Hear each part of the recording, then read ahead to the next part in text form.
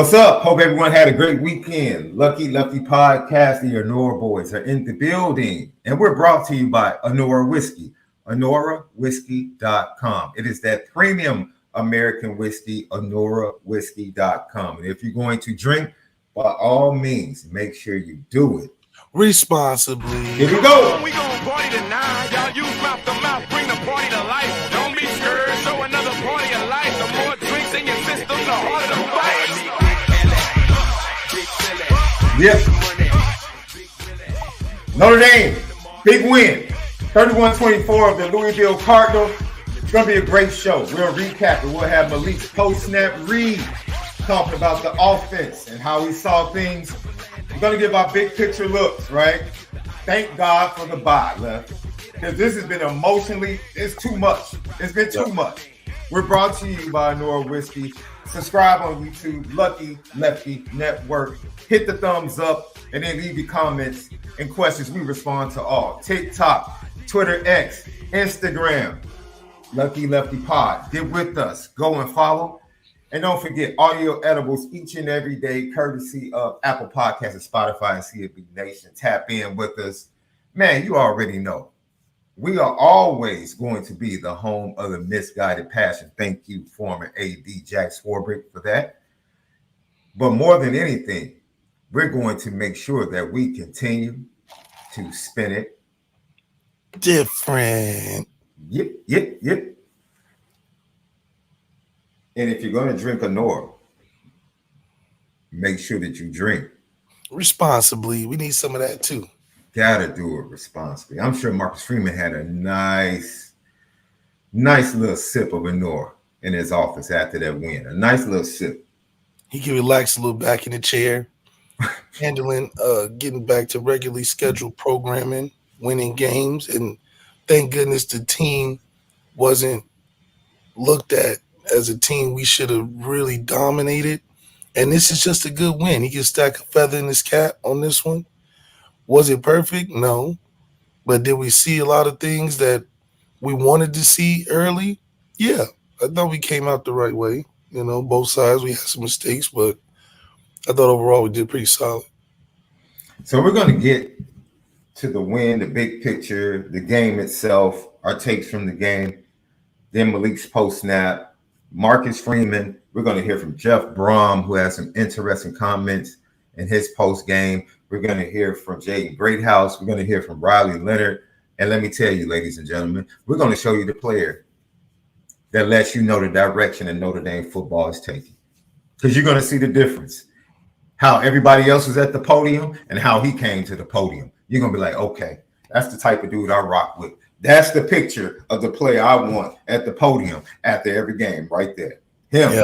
Bring him right there. We'll get to that as well. And then we're going to talk about the hate. All the Notre Dame on Notre Dame hate and on social media after a win. I was just taken back. I'm like, what happened? Did we get blown out at the crib? Did I not watch the same game? Like, I understand the angst with the offense and other issues, the penalties, the turnovers. I understand all of that. But at the end of the day, that's a college football game for you. You got Notre Dame players coming at Notre Dame players, calling them out their name, this, that, and the other. It's just you got what? Oh, dude, your boy. I said I wasn't going to use names, right? Directly. So I'm not going to use names. But I'm just going to say, like, yo, it's what I saw in these Notre Dame streets on social media. It's like, what are we doing, man? What are we doing? So we're going to pull out the petty train for that. We got to we got to pull out the petty, but we got some G-Wagons. We got some people to put in the G-Wagon. Let me tell you something, boy. Let me tell you something about that dude, T. Hunter, boy. Custom. I had to fly one in for Travis Hunter, boy. Let me tell you something. He's getting the chances of a lifetime. I see that we go. Can you just say? And he's doing a great job.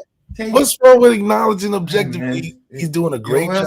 I want to pull up some nice platinum G-Wagons for the freshman wide receivers at Ohio State and Alabama. What I tell you, love? What I tell you? Hey, that's on my big prayer list. Father God, I just need one. Can I just get one from the day he shows up at campus? He's Man, that that dude. brother, those Can I two just are get one in Notre Dame? Can I just get one? From the moment he sets foot on campus, it's like, okay, he's that dude. Yeah, Rico Flores last year. Yeah, he ain't. Do not compare Rico Flores to those two guys. He's Don't do that. Left, he was our don't do true that. one receiver as a Don't freshman. do that. Don't do that. I'm just saying. Those two dudes are Bentleys. Rico is a Chrysler 300. They might look the same. They might appear to be the same, but they're not the same, Left. They're not the same. Don't you do that. Those two are something different, man. They are something different. Let me tell you about. Hey, Mr. Williams down there in Tuscaloosa. Hey, my friend. And he does a podcast. Hey, we can slot you in that top 10 right now. Whatever year you decide to come out, just go ahead and slot you in, bro. You know who he reminds me of, Left? Peter Ward. The way he stops, he can elude tackles. He's an improve. In me, I think he's a better version of Pete Ward because Pete Ward wasn't doing that early. He's so young. He's 17. Yeah. He's 17. Let me say, football, we said this last week. This has been a great year for college football. You have gotten some amazing games every week has given you 4 to 5 amazing football games. Even the B games are great. Some of the C games, dude, both Navy and Army are balling. Those are going to be difficult games for Notre Dame. We didn't expect those to be difficult games for Notre Dame. Army's balling too. They smacked Temple on Friday night. Hey, man, look, I'm happy. I think this playoff is about to be absolutely amazing. I'm going to be honest with you. This inaugural 12-team playoff is about to give us something. It's about to give us the drama we want. But right now, it's about 4 teams that are just a cut above everybody else. If we're going to keep it a buck. It's 4 teams in the country that's like, yeah, they on a different level right now. I think they're on a different level right now. just being honest, Left. And we're not one of those 4 teams. I can be honest with that right now. Hopefully we can get there to be able to compete because either way, you got to take the field and play the game, right? Anybody can win on any given Saturday. Any Saturday. Anybody can win. But I'm telling you, Saturday was an amazing, amazing day of football. And, yeah, man. Yeah, it's one of those things, man. Let's get to it, Left. Your big take thoughts, man. How did you feel? How do you feel? Before we get into the nuances of what we saw in Notre Dame's 31-24 win over Louisville. Well, I did think that we started off terrible with the opening kickoff, but there's a little magic in every Notre Dame game that you see, and as many turns and twists that you get, you do see the end of the rainbow, which we did, fortunately. I thought people that stood out, Drake Bowen had a hell of a game. Jordan Clark had some good and bad plays. Saw Don Schuler get in the mix. Obviously, our guy Xavier Watts and Benjamin Morrison had a hand in the game. Xavier with the pick. He's just always around the ball. That's how you know he's destined to be like another Kyle Hamilton type. Because he's always making a tackle on third down. It's like they're trying him on third down because he's either always by the ball or he's always around the opportunity to make. Like the other teams cannot make mistakes around him. Yeah. Even a good play can be a good play for him. He just he has great instincts. And then, I mean, we hit some seams that were there the entire season against Louisville. We hit them early. Jaden Greathouse, like we talked about. I said Jaden Greathouse is going to make the impact. You did say that. I mean, he made an impact. That was in your pre-snap read. But he didn't get enough. I mean, we gave it to him, and it was like, here, we did it for you, Malik. Here, fine, here. And then second half, we went to our tried and true quarterback, Riley, win this for us because apparently we have nobody else. That's the only thing I didn't like. Everything was cooking. Jadarian can't fumble that close to the end zone, but we still covered for you. Jeremiah Love was cooking a little bit, but my problem came in as the second half, where it's just like we tailed off. Like maybe the things that we used in the first half to score, we should have went back to in the second half. It looked like the second half we just couldn't figure out what made us successful in the first half, and we started depending so much on Riley again.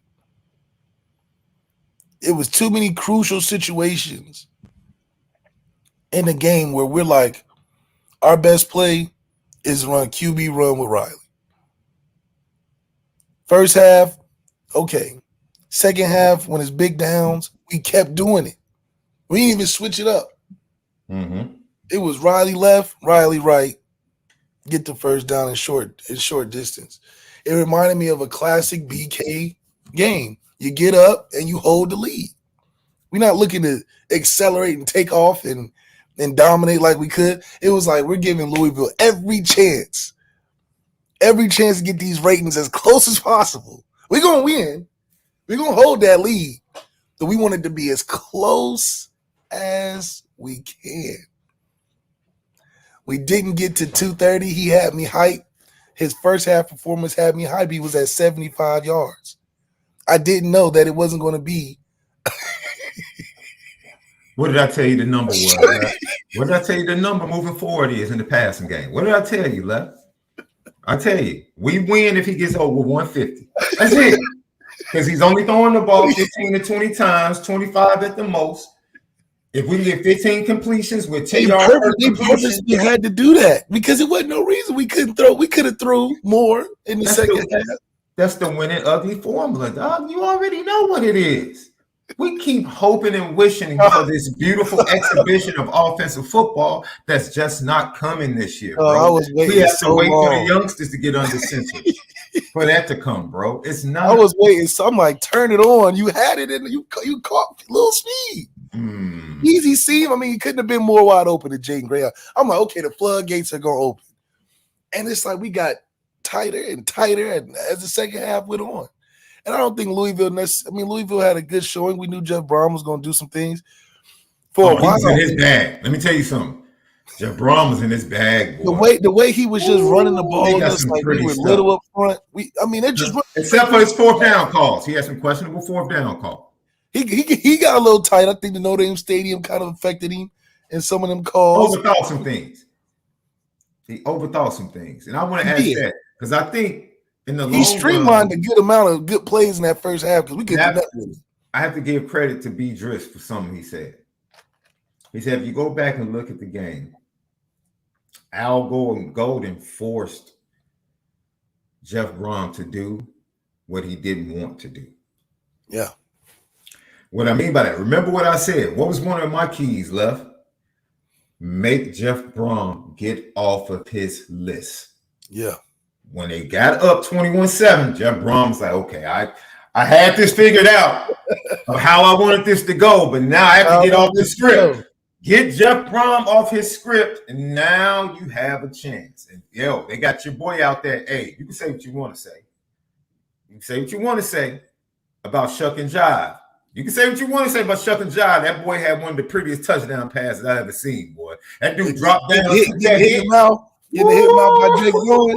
Hey, he did. You got to tip your cap. You got to tip your cap. Yeah, I definitely did. I don't know if I tweeted about it, but I did say we made him earn it at least. But that was a great play. Great play made by him. He was impressive from his poise throughout the whole game. So he didn't really have too many up and down moments. Remember, I said if he throws for 250 against this defense, are you gonna have respect for him? He threw for 260. That's all I'm saying. He did his thing, man. He's definitely gonna be on Sundays. One of them guys that just get in. You like, who? I remember him from Louisville. He did some good things. Nice backup guy. He one of those Tyler Heineke type of players. You just around. You just get in the league. You just around. But he was making some. I like the fact that he stayed consistent through the whole game. I thought Riley Leonard was gonna battle with that. And Shuck wasn't no pushover. Now y'all made a play. I'll make a play. You make a play. I'll make a play. He made a mistake on the fumble. Came back. So I thought Riley was going to use that as motivation to get over that 250 pass yard or that yard mark. But the defense made it tough for him. He made some great plays, but our defense still was made great plays and great moments.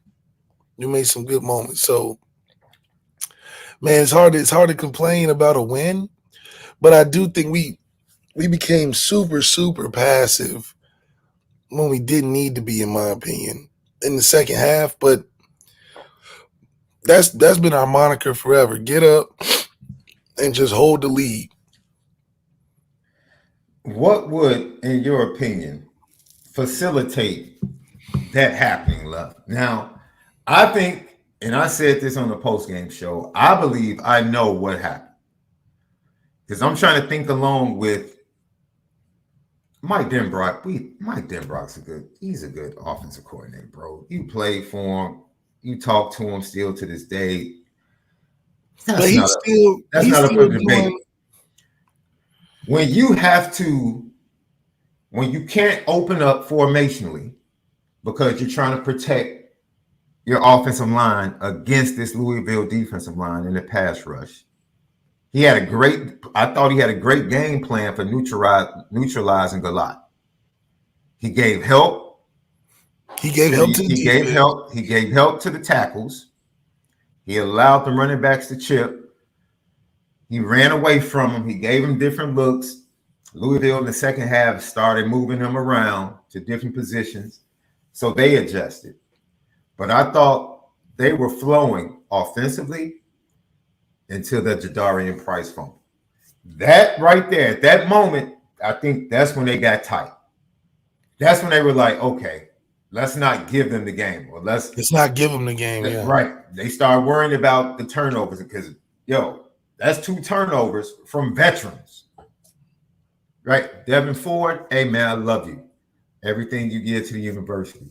My brother, me personally, I'm all good with you not being back there. Man, can we put Jadarian back there to return kicks? Oh my gosh, dude!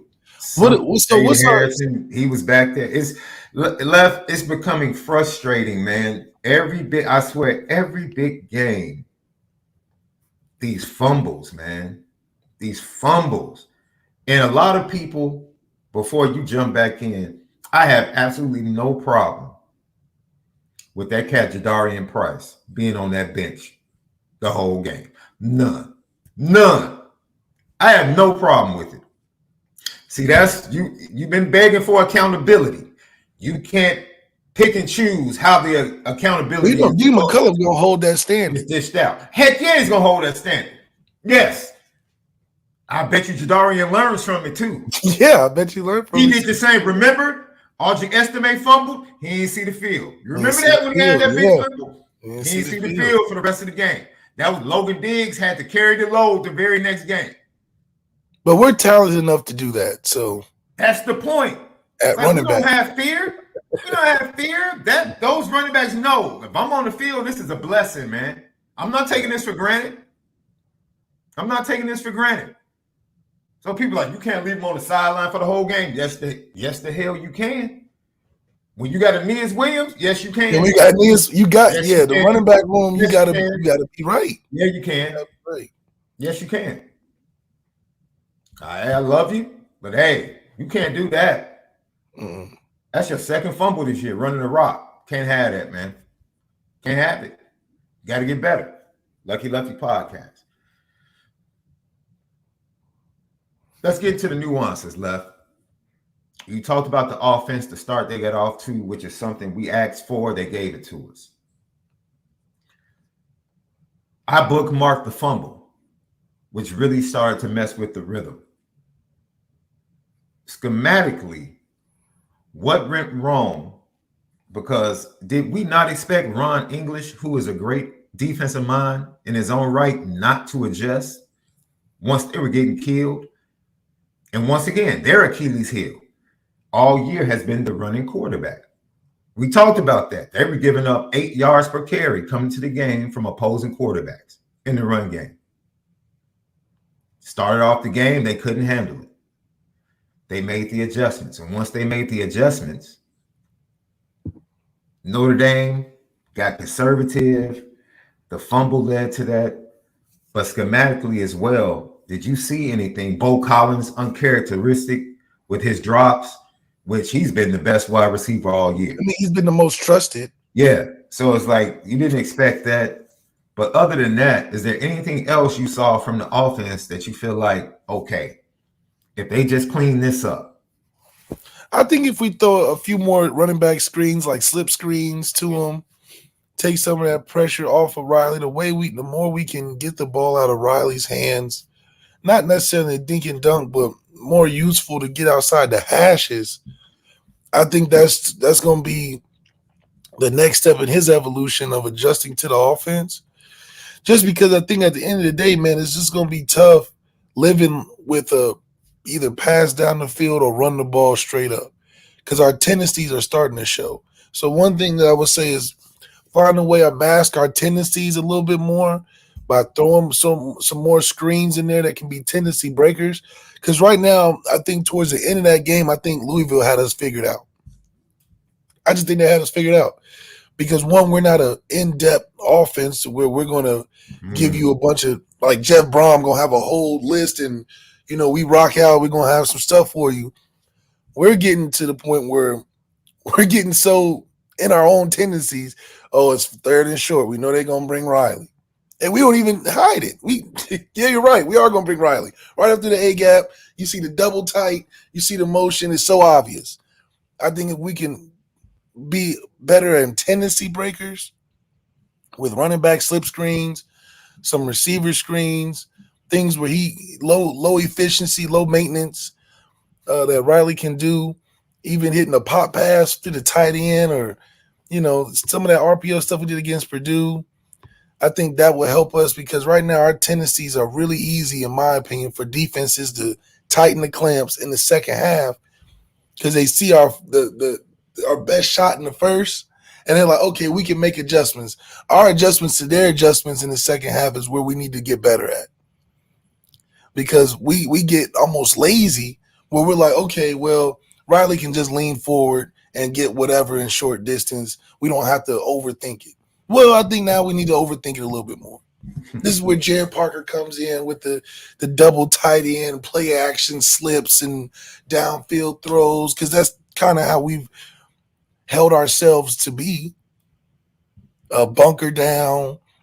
We're going to push the pile, be physical, and just out-talent you instead of out-scheme you.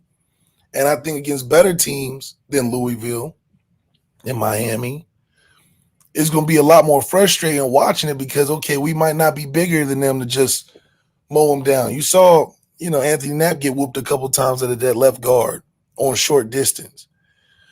So it's just one of those things where, yeah, I get it. You want to be simple, and if you don't like it, don't call it.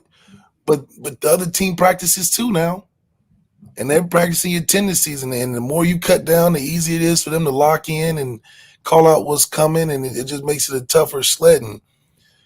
And the crazy thing is that we got all types of things we can do with an offense like this. We just seem to feel like Riley can solve all our tough issues, and I just think we're more than that, especially when you have speed on the outside like we do.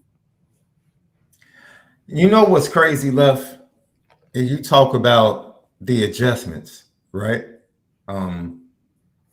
This is why this game was impressive. This was the most impressive. This was more impressive than Texas A&M to me, and this is why. I really didn't respect Connor Wegman, number one.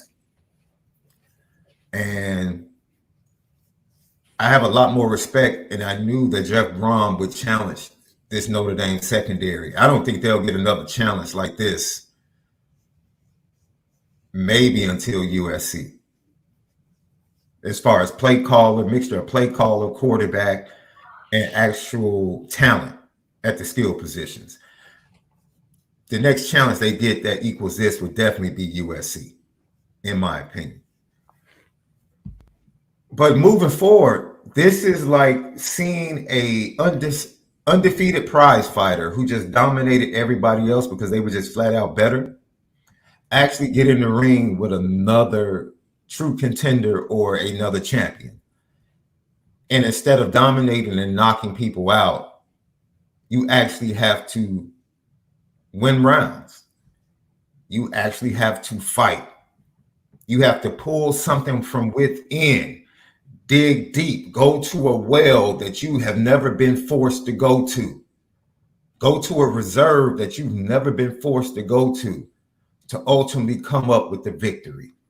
That was questionable when it came to this team, whether you want to blame Marcus Freeman, whether you want to blame the coaching staff, whether you want to blame the player leadership on this team. They had to dig deep. They had to dig deep and find a way to win that game going into the bye week. Their entire season was on the line. On the line. It could have been very easy after that opening fumble for the team to fold, for the dominoes to start falling, and for them to go into the same malaise we've seen them go into in previous games when things start to go wrong. But collectively, they got everything together. They righted the ship, and they found a way to win the game. They found a way to win the game. That, for me, makes it more impressive than Texas A&M on the road. For me, I don't speak for anyone else, but for me, I need to see that because that's a characteristic. We've seen Notre Dame under Marcus Freeman respond from bad losses. I don't need to see that anymore. What I have not seen is Notre Dame not play well and still win a game against a quality opponent. See, because they didn't play well. You said a good game against a quality. Yes. Not play their best game against a quality opponent and still win. Let me tell you something. See, this is how you know people were laughing. I just want to point this out. People were laughing. I'm doing a post-game show. People dying laughing, cracking Kirby jokes. Georgia's a fraud. They garbage. 10 minutes after we get done with the show, cats are like, oh my God. Yes. It was hard to be. It's hard to beat Georgia. Championship teams, even when they don't play their best, they know how to climb back. You're going to have to beat them. No, yeah, it's not just going to be a runaway. No, they thought it was going to be a runaway at first. Absolutely, you're going to have to beat them. It's a tough team now. So that's what I'm saying. I have not seen that from a Marcus Freeman team. No. That's a totally different. For the first time, it's like, thank you, because you're not always going to be at your best. That's that stuff Brian Kelly used to preach. We got to be at our best. We got to be at our best to beat Clemson. We got to be. No, you don't. If you're a good program, no, you don't. You don't. Your B game just got to be better than their A game. That's it. That's it. That's it. And so for me, that's why the game meant more to me. Are there things we can continue to talk about? We can take every position group for the remainder of this week and dissect it and come up with multiple negatives coming out of that game.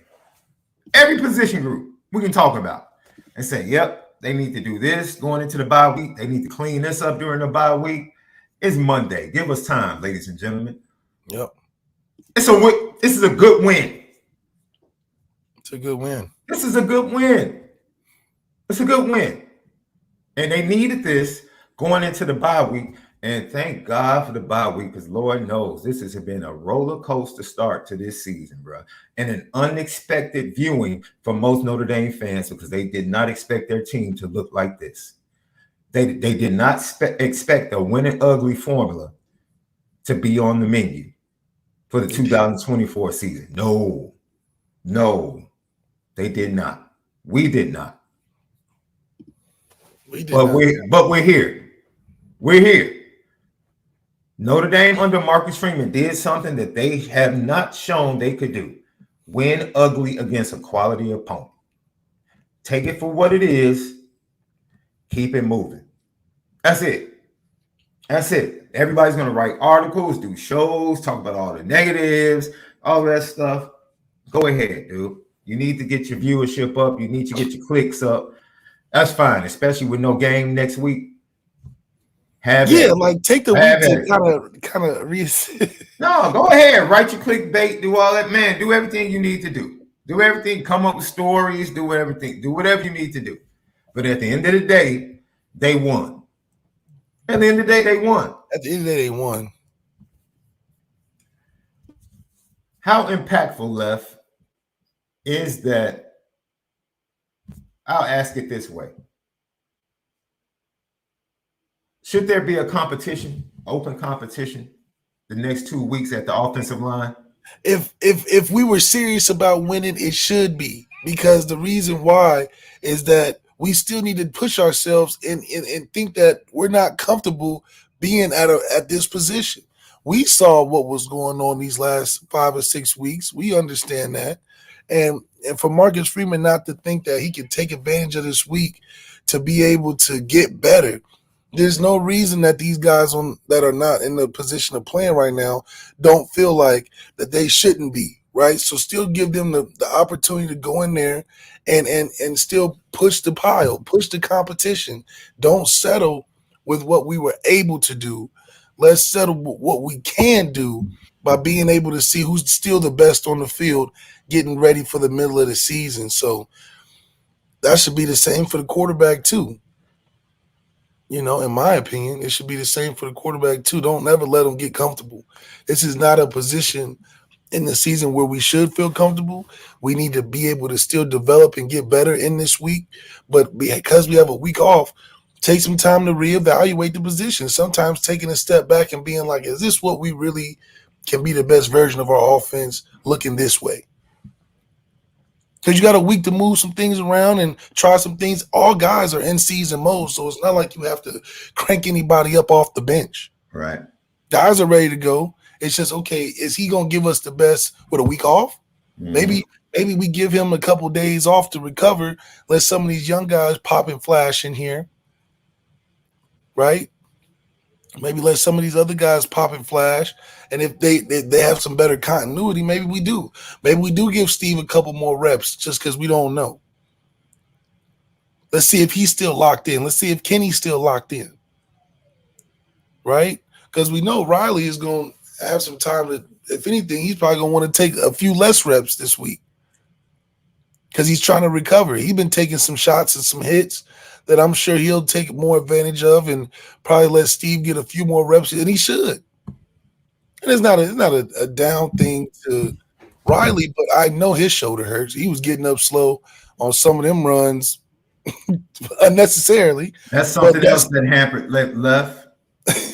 This is because people are begging, run him. He's going to get hurt.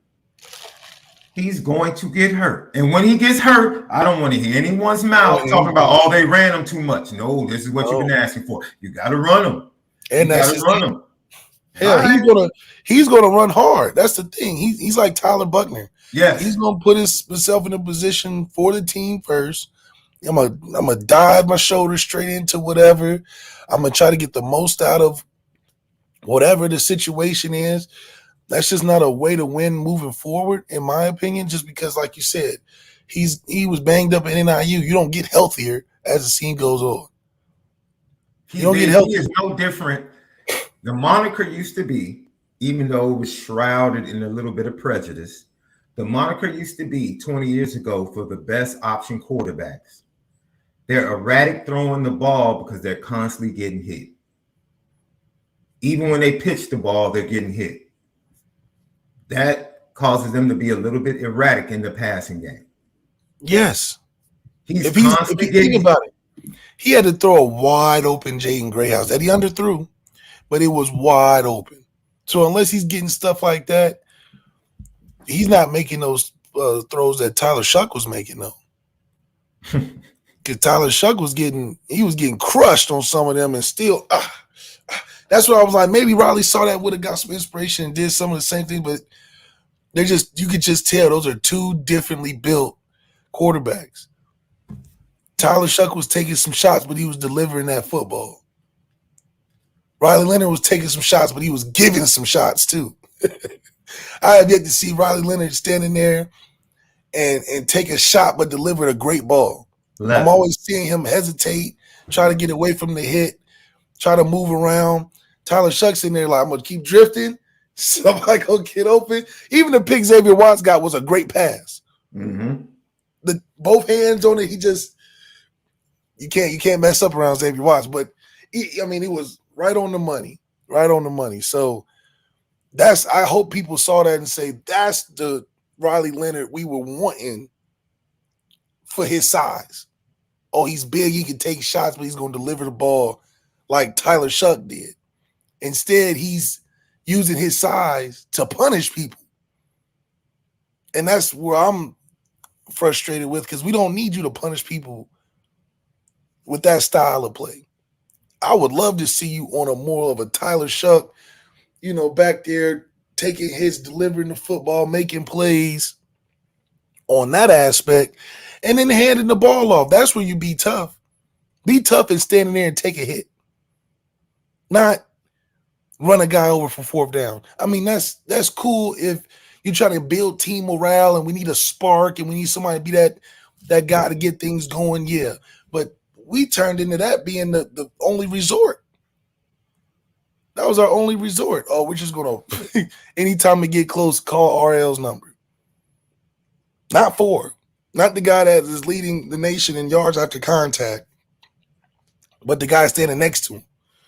So that's just where things are just off, because you just know for a fact that you can't live like that, because he will get hurt eventually. You talk about Jeremiah Love, who every week, people take offense. We've seen this in the chat. People take offense because we constantly talk about how important it is to get Jeremiah Love going. People are like, what about Jadarian? And we're like, Jadarian's a really good back. He's a compliment back. He just ain't for.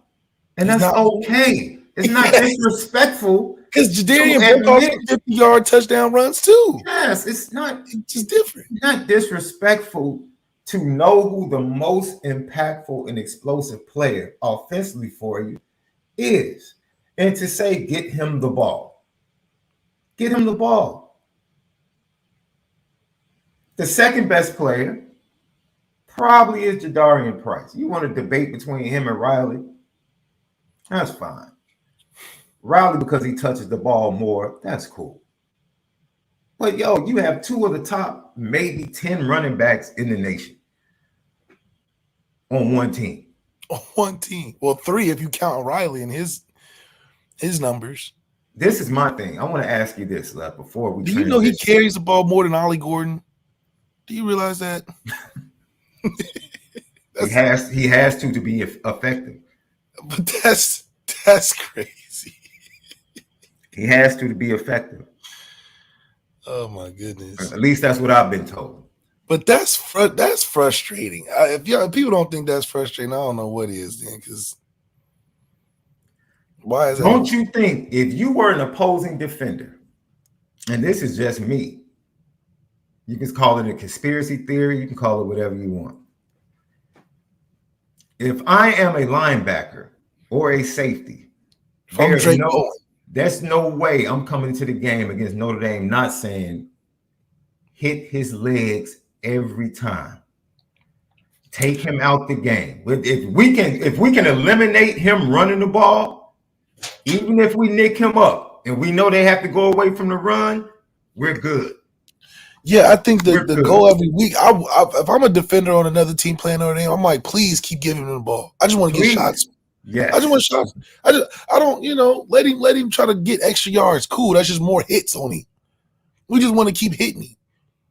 That's going to throw Notre Dame off more than anything they do to us. Is if we just keep punishing Riley. Yeah, let him run. We're just going to tattoo his ass, and eventually, not only do you get sick of that, but that affects the overall game.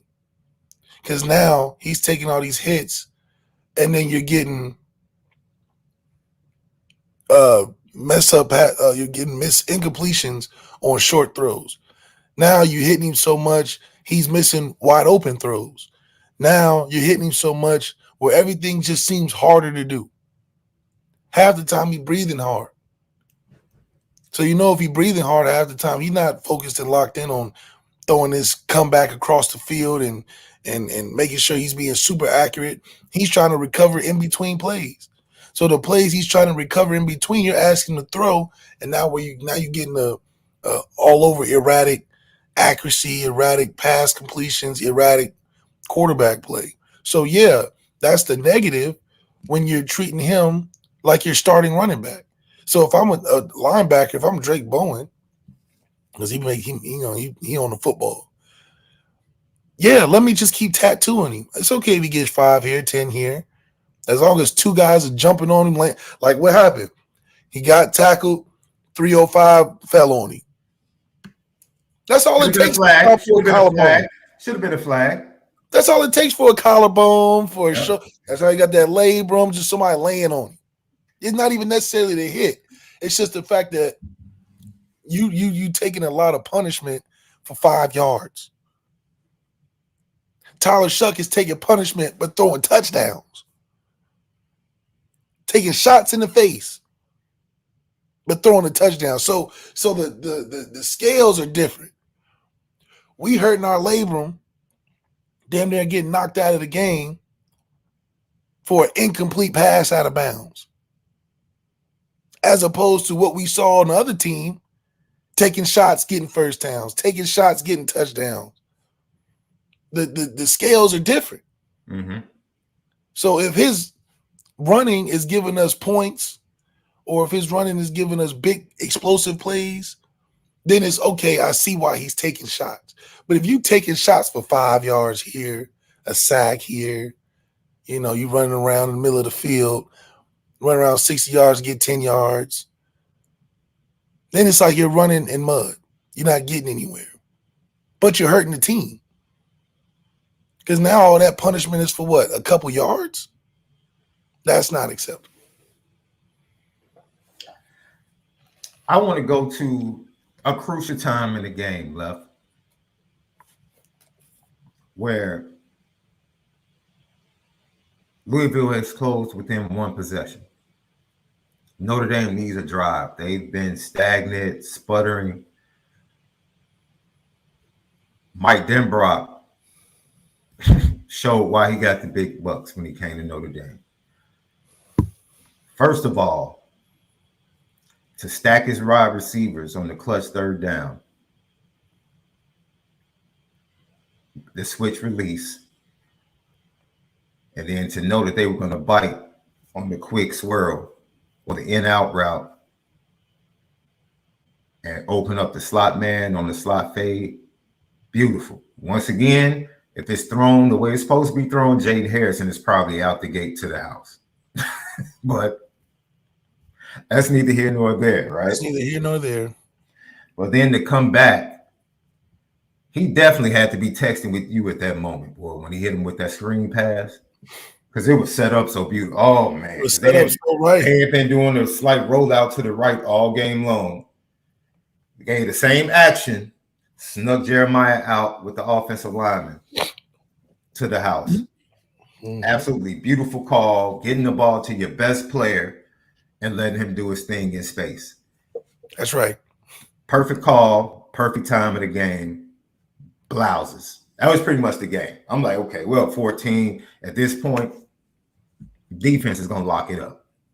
Yeah. And that's exactly what you got, too. So, for us, thank goodness we have a defense that we can rely on at any point in the game. I think that's special because you start to realize how hard it is to win games and how important it is for your defense to be able to keep the game close. None of these games this year are, in my opinion, out of reach, where if we go down 10, that's going to turn into 21, that's going to turn into 28, and it's a runaway. Mm-hmm. The most we'll give up, in my opinion, this year is 10 points. And it'll keep that 10-point distance where we're always going to have a shot if we just keep chugging along. Because defense is going to hold them. So, in my opinion, I think that makes what we're doing so special is because our defense allows us to grow and evolve as an offense. It's going to give us enough chance to, all right, learn from our mistakes and come out in a better fashion the next drive. So it's almost that like big brother to us, where they gonna defend all the bullies. They gonna beat up all the bullies. We just gotta get our lick back. We gotta get stronger in the gym. We gotta get better, you know. And I think that's right now, this bye week, a lot of that should be addressed. Move some things around. I think not making an adjustment or attempt to adjust will be the worst thing possible. So you think there needs to be like changes offensively, new starters, every position except for running back? It needs to look different. I don't know particularly where, but there needs to be we need to come out of this bye week in a different fashion. So if that means moving some guys around, mixing up the rotation a little bit, trying some guys at some spots, attempting to do something. I don't think we can, as constructed, keep chugging along with these sort of schemes that we got, because these schemes that we got is borderline survival mode, borderline desperate, borderline handcuffing ourselves, when I'm positive that we have a lot more guys we can use within the scheme to help our quarterback. Yeah. Denbrock talked all year about, well, in the beginning of the year, about guys elevating Riley. And I think that opportunity is still there, but we have to be able to use other guys to do that. You're seeing a little bit more of Aeneas Williams. You're seeing a little bit more of our KK Smith. You're seeing a little bit more of Jaden Greyhouse. But we have to be able to use, those guys have to be more used and useful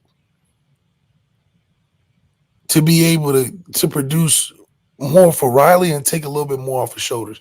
The more we can take off his shoulders as the week progresses, I think the stronger we'll get offensively and the better we'll look. Once we get dependent on Riley with all these guys that are good, that just watching, it's never good football in the end, in my opinion. So let's go over to the defense, Left. Defense, we said on Friday's show, the defense is going to do what they do. They were put in terrible positions all day by the Notre Dame offense, especially that fumble by man. They were just put in really bad positions. I wish they would have stopped them and held them to field goals instead of giving up touchdowns. But you know, hey, when it mattered the most, this is what we're talking about. This is why I am intrigued by the second half of the season, because what I did not see against Northern Illinois, I saw against Louisville. What do you mean? Offense didn't do anything. Second half, put it in the hands of the defense to get a stop to win the game. Northern Illinois, they failed. Louisville, they came through multiple times on fourth down and late in that game. That, without Christian Gray for the whole game, a true freshman starting opposite Benjamin Morrison. Benjamin Morrison missing for several defensive series in the second half. Like, you're having to move your nickel to the field, to the boundary corner, who's been playing fantastic at your nickel. Enter Rod Hurd, who had 2 pass breakups that ended up Rod Hurd was balling. He was balling in the second half.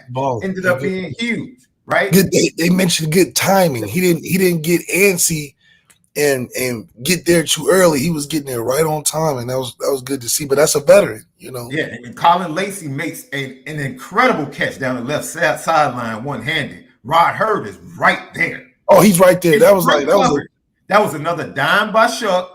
Shuck was dealing. Yeah, it's like, what do you do? There's nothing you can do about that, right? And that's what he kept playing. Yes. If you have a quarterback and receivers that are going to make great catches and throw dimes and make great catches, you have a chance against Notre Dame secondary. Other than that, but if you want to live like that all game, okay, but you gonna have to do though. Yes, yes, and that is pretty much what we watched this Notre Dame defense do. They put Tyler Shuck in position to say, you have to beat us. You have to beat us. You're going to have to make great throws for 4 quarters all day long. If you just couldn't do it for 4 quarters. No. Just couldn't do it for. No, if you can do it, we tip your cap. Man, but that also will show you if you're a top quarterback. I mean, hell, Kyle McCord did it for 4, and he's doing good at Syracuse now. So, I mean, maybe he rose his tiers. And his tier rose a little bit. But Shuck, I mean, hell, Shuck did as good as you could do with the team you had against who you were going against. I think if he was a first round dude, I mean, shit, that's like what, 40, 50 more yards and maybe another touchdown. That's how far away. Not that far. But for a tier 3 or 2 type of guy, I mean, he stepped up to the plate. You know what I'm saying? So I can't. Like you said, he was making passes where it's like, man, it's there, but you got to earn it. And he wasn't missing on them play that you got to have, which I think is a great challenge for our defense, who we believe is a great secondary. And they lost some and they won some, but they stuck with it throughout the whole game. You know, and we were tougher in that end than they were. So that was a great matchup to watch on this year defensively for our secondary, because they was finally challenged. And now they put their verified stamp on, okay, we was challenged, but we stepped up to it. And they were challenged when they weren't at their best. And we challenged when they weren't at their best, right? Absolutely. Shoulder strain for Christian Gray, tried to go. They told him. The confidence, let me tell you something. Most coaches would have been like, man, this is Louisville. This is a must win. Like, yo, you have to tough it out. At least see if you can go. Staff told him, no, we got this true freshman. We good. And losing Booty Car was terrible too. I forgot about that. Yeah, I heard post game that he was walking around. It looked like a hamstring. We'll see. It's either a knee or a hamstring. He grabbed the back of it, which made me think it was a hamstring. Either way, which is great because right? That's like 4 weeks. 4 weeks, he's back. Hell, 2 weeks he's back. 4 to 6 he's back at worst, right? But we pray the best for the young man. He looked pretty disappointed. He was like, damn, dude. Like, yeah. You talk about a young man that was coming on, that was ready to become. He was a player. He was becoming a screen popper for sure. Oh, he was definitely becoming a screen popper. Absolutely. We'll get to our and the non-contact didn't look that bad. You know how some non-contacts look crazy. His just looked like he maybe just stepped in the wrong place a little bit, but it didn't look devastating in my opinion. Man, I know one thing. I'd rather have that than what the Chiefs got with their cat Rasheed Rice. There's no doubt in my mind what that is. That's it. You think it's ACL? Man, they need to deduct a tax from Pat's check. You see how Pat did unfortunately do it too. Threw the interception and then just took he whiffed. He really whiffed into his dude's leg, like just the worst. And it's funny because they played in slow-mo and you just see how bad it was. Like, dude, you like, come on, Pat. Wow, dude, ow. I know Pat feel away. He probably in the locker room like, dang, dog, I'm sorry. Like, I didn't even. Man, that cat Rasheed might get a new Ferrari out of this. Oh, Ferrari pull up at the crib today. Like, man, my bad. I need something in my driveway by 12 o'clock because you owe me, dog. I got these checks to earn. And took me out. My own player? Come on, my own quarterback? You supposed to be throwing it to me. And who you going to throw to? Who you going to throw to now? David Wise did pretty solid. He caught it. I mean, you know. But Rasheed Rice, Xavier Worthy, yeah, that's right. Yeah. He was throwing Rasheed he Rice. He had the touchdown and he had the big first down to clinch the game. Yeah, you're right. He's that 20-20 guy though, Rasheed Rice. So the news today is they're going after D-Hop. Now if they get D-Hop. How they got the money for that?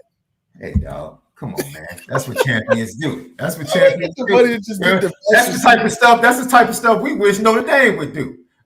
Flex a little bit. You know what I mean? Go out there and flex a little bit. I mean, they go for the top spot. They don't go for no regular receiver come in. They like, no, let's get Let's get DeAndre Hopkins or Jamar Chase or something crazy. Yeah, we want Notre Dame to pop out and show cats. Pop Because out. DeAndre Hopkins trying to leave. He's like, get me out of this Will Levis nightmare, please. Like, come take me right now. Missouri ain't that far from Tennessee. Yo, he is in purgatory over there, bro.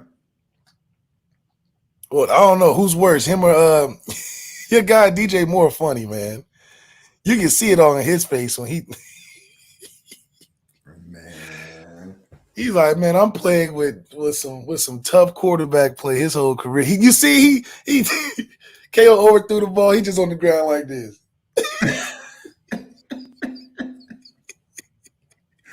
You got Romo Duze's father sending out clips. You got DJ just being visibly. Where Keenan Allen at? He came back yesterday. Oh, he came back yesterday. It was rough, boy. Let me tell you something, man. We got out of church around, by the time we finished with church yesterday, it was going into the second quarter. Boy, it was a lot of sad faces walking around there, boy. That offense was not looking good. They had some good fortune in the second half, but boy. And meanwhile, up in the nation's capital, nothing can go wrong. You know what I'm saying? Nothing can go wrong. How do you follow up Monday night and it go 26 or 30? What? Man, when you hot, you hot. But the league is not easy. The league is not easy. I see why the Raiders gave up 3 first-round picks to move up, and the Commanders were like, no. But the thing is, too, is that you got to think the Texans' offense got better over the offseason, picking up a Stephon Diggs, picking up a Joe Mixon, and they're struggling. Yes. It just shows you how hard the league is. It's like, even when you thought you got better, the shit's still hard. It's amazing the tide is starting to go back towards the defenses. The offense is dominated. Quarterbacks were throwing for 45 to 5,000 religiously. Now you see how hard it is. For a quarterback is 250, 260. Well, anybody going against that Vikings defense ain't doing good, you know. Bruh. He's kicking ass. Brian Flores he's in his bag. But speaking of bags, what is Al Golden's bag? Because it's one thing to just say pressure. But I think he's just a great adjuster. It's like you may catch him with some stuff, but over time, it's like, man, you better keep calling some stuff because he's going to be on it, and he's just not going to be there. Like, though, they was killing us with that off-the-tackle run in the first half. Just killing us. A big 10-yard game. Yeah. But when they tried to do some trickery on that 4th and 1, we strung it out, got a turnover. I think that mentally did something to Brian. That was Watts. Yeah. No, Kingston made him pause. Yep, Kingston made a pause. Right. Kingston had a pick too, right? Or he did. He got a sack, or he did. Man, he came around. Ooh, man, he came on the outside and got skinny. Yep, he looked good on that. Yo, he got skinny, turned the hula hoop, turned the corner. Yeah, got it. So he had some. You know, them young linebackers. I just remember Drake Bowen had a great day. KVA made some great plays. Hell, Snead made a couple good plays too. Them linebackers will fly around. You know, but I do think that defensively, and what Al Golden does is make great adjustments to their adjustments in game. He's a great in-game adjuster. Mm-hmm. I really wish we would take some of that in-game adjustment, and offensively we regress and get more conservative. Defensively, it's like, okay, we may give it up, but we're going to take some chances. We're going to do some things to still play in the game. We're still playing the game. We're not just hanging our hats on something that we practiced all week. I think that's what you notice about defense. Is like, okay, we may give up that run, but that run ain't going to be going there all day. They got to figure out something else. Like you said, Al Golden makes you do what you don't want to do. Mm-hmm. That's a special ability. That's like Bill Belichick taking away your best thing, and now you just have to rely on your 2A, 2B strategy. Because not a lot of people can do. I can't believe not a lot of people can do it. It's hard. Let me finish this. You might want to write this down, put it in your phone, Left. You know, because I can't even believe I'm about to do this. But a lot of people don't have the ability to make you change. For a decade, people went under screens on LeBron James. For a full decade. They were like, he can shoot. He can shoot. We're going under the screen. That man. Because they said he couldn't shoot. No, he couldn't. Stop. Well, I pulled up the high school stats before on me, and I pulled stop. Don't do that. I'm trying to give your boy credit right here. Just let it ride. Let it ride. You can't do that anymore. You can't do that anymore. And that makes him even more dangerous in the pick and roll. You know, so because first of all, he's the greatest driver of the basketball. That's why it's not too many teams and not too many quarterbacks in game that can adjust on the fly and counter what you're doing to them to make them ineffective. Right. That doesn't exist in college football. It just doesn't. It doesn't exist. So you're right. The ability as a defensive coordinator to make other coaches and teams play the way you want them to play for 4 quarters. And we had to, hey, man, Riley Mills and Howard Cross played good. Better as the game went on. That's all we need them to do. I think sometimes we allow Pro Football Focus and other sites and all these preseason accolades to escalate our expectations for players. Yes. Right? Howard Cross and Riley Mills would never escalate their consistency. But they were never first, second, maybe even third round talent, bro. If we're being honest. We don't need them to be that. Just be they're not that. Just be consistent and play even keel. Play at your level and occasionally make a big play. If you can do that and protect, all they really need to do is protect the linebackers. Let these young dudes go make plays. But I mean, we seen them guys throw out the ball. Man, let them make plays. If they don't have to fly to the ball. Yes, if they don't have to go out in the field with singles in their pocket, they good. If they don't have to go out there doing this, because they constantly got offensive linemen in their lap, getting to the second level, or defensive linemen in their lap as they try to make plays, they're going to be good, man. The defense is going to be good. Yeah. But you have to give them as much critique that I've thrown their way on Saturday. Riley Mills played a good game, bro. Howard Cross played a good game. They did. And like you said, they didn't run up the middle in the run to start the game off. They really ran to the edges. Yeah, they run out. Yeah, they run outside. They ran to the edges. And so we said we trust the defense to do what they're going to do. That's it. We trust the defense to do what they're going to do. I guarantee you, Al Golden is going to walk in and say, look here, there's no way we should give up touchdowns no matter what position we're put in by the offense. We got to hold them to field goals. That's what we have to do. That's our job. And he's absolutely right. But at the same time, you got to tip your cap because 2 of those touchdowns were some dimes from that Tyler Shuck, boy. And Ja'Cory Brooks. Was really, man, Tyler Shuck was doing his thing, man. Man, let me tell you something. Ja'Cory Brooks made some money on Saturday. Brooks made some money. He did. I'm not mad at him. Yeah. Oh, yeah, he dropped the ball that led to the X interception. But, ladies and gentlemen, that was your Fighting Irish won a really good college football game. Yeah. That was a really good college football game. A really good one. Went back and forth. It wasn't nothing that we had to earn that win. I think that's the best thing about it. We had to earn that. Yes. Now, we also let them hang around longer than what they should have. We should have closed the door in the third quarter. That's fair. But they practice too now, and they got a good coach. So it's not like they're a middle of the road team. I think because of where we are as a program and what our expectations we hold for ourselves, yes, we should have at least widened that point total. I think that should have been a 17 to 21 point victory. And that's at us playing at our A game. Like you said, this was a good game that we brought our B minus. Yeah, we brought our B game. I said C plus. I actually said C plus. See, so that to even have a C plus and win a game like this, an A game where we're playing at where we should be, that's a 17 to 21 point victory. Facts. And it would have been, and we damn near would have had some young guys get in at the end. Just for, we said the same thing about Texas A&M. We should have been, if we play better, we beat them double digits.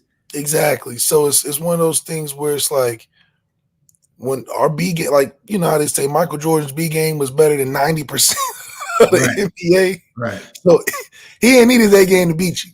You know what I mean? We don't need our A game at Notre Dame to beat you. But our B game has got to be better than 90% of the people's A game. And that's how we stay above that average. But, you know, playing a C+ game like we did, you got to be happy because there's still room to grow where I think Louisville gave us everything they had, honestly.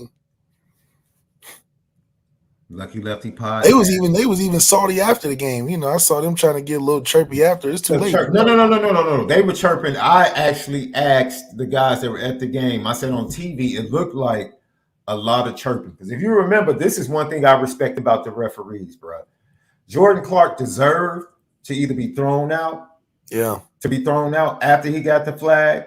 Because come on, dude. That's you can't explain that. No, and he said on Twitter yesterday that the guy spit in his face. And even with that, I doubt it. Because his dad do stuff like that too. So it's like, don't do that, love. His dad does stuff like that. Don't do that. We weren't on it. I'm not on the field, and I'm not saying it happened. I'm just saying. I'm saying that he said it to cop out. I'm saying that he ain't spitting that man face because everything's recorded. We don't even have to say that. Sometimes you got to learn how to turn the other cheek. Now, I'm saying there's some things like spitting in their face. That's hard to turn the other cheek. That's real hard. Yeah, but that's if it happened. Yeah, I think the Florida game, you know, they probably chirping, and he probably got him one time. You know, that dude was 6'5", 260. Who, Bill? Yeah. Yeah, he was huge. And I'm sure he probably got up under his pads 1 or 2 times and said a couple things. And you know, when you talking trash all game, some people, when they talking just spitters. Maybe he had. I highly doubt because he didn't even react when he hit him. Like, you know, sometimes he'll react like, oh, he'll either like, oh, when he did it to him, it was like, damn, like, what we doing?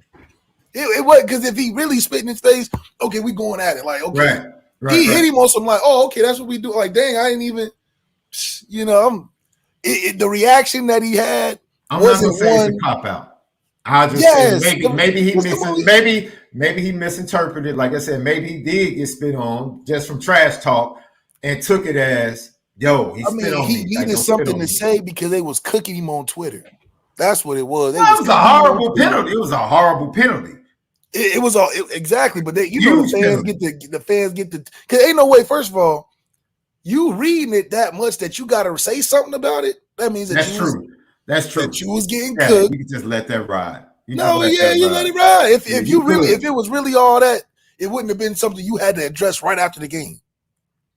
Because they would have been like, oh, you know how the internet is undefeated. Just like how as soon as that Cardi Offset thing, they had a whole Twitter thread about every time he cheated on. Yeah, you can't have that flag though. You're right. You can't have that flag. You can't have that flag. You can't beat the internet. So I'm sure the internet would have found that response video like, oh, he did it because of. No, you went straight to Twitter and saw you was getting cooked. You said, damn, I gotta say something. You know, and that's media stuff because your dad in the media, he trying to be Nate Burleson. You don't think I know the media strategies? Come on, man. Anyway, he shouldn't have did it, but I like the fact that our defense is no pushover team either. We just not no bunch of skilled guys that, you know, we just depend on being good, highly well coached and good technique. We got some edge to us, which I do appreciate. It ain't like you just walking in and just we all shaking hands. You know, I like the edge that we got. It's not Colorado's edge where they ignoring Cam Newton and responding to everything. And you know that was some petty stuff. You know they love Cam stuff. Dude, let me tell you something. Those two boys, they make worth it. They make it excited to watch them every day. Those two boys know how to promote. They need to get in boxing promotion after this. But then they get on the field and show out too. And that's the thing about it. Oh yeah.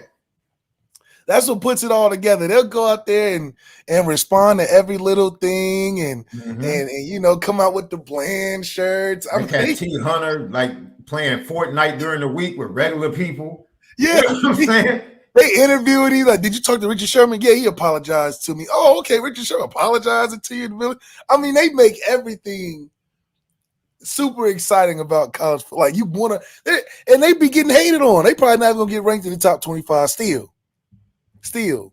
One more win. But still, hold on, wait. Yeah.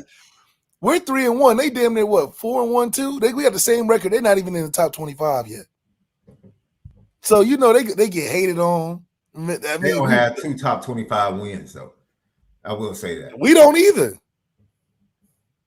So there's no reason they shouldn't be at least in the top. From an excitement level, at least. I mean, heck, they got the same record as Illinois. They shouldn't be ranked higher than Illinois. Illinois is ranked. That's my point. Why should they be ranked? Why should they be ranked? That's my point. Why should they be ranked?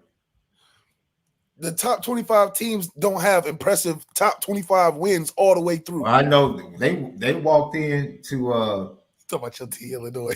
They got smacked, and then Illinois walked in and did the smacking in the same building. They walked, both of them walked into Memorial Stadium. Hey, that's how do you judge? How else? One game don't get you out of the top 25. Okay, because we're ranked and got smacked.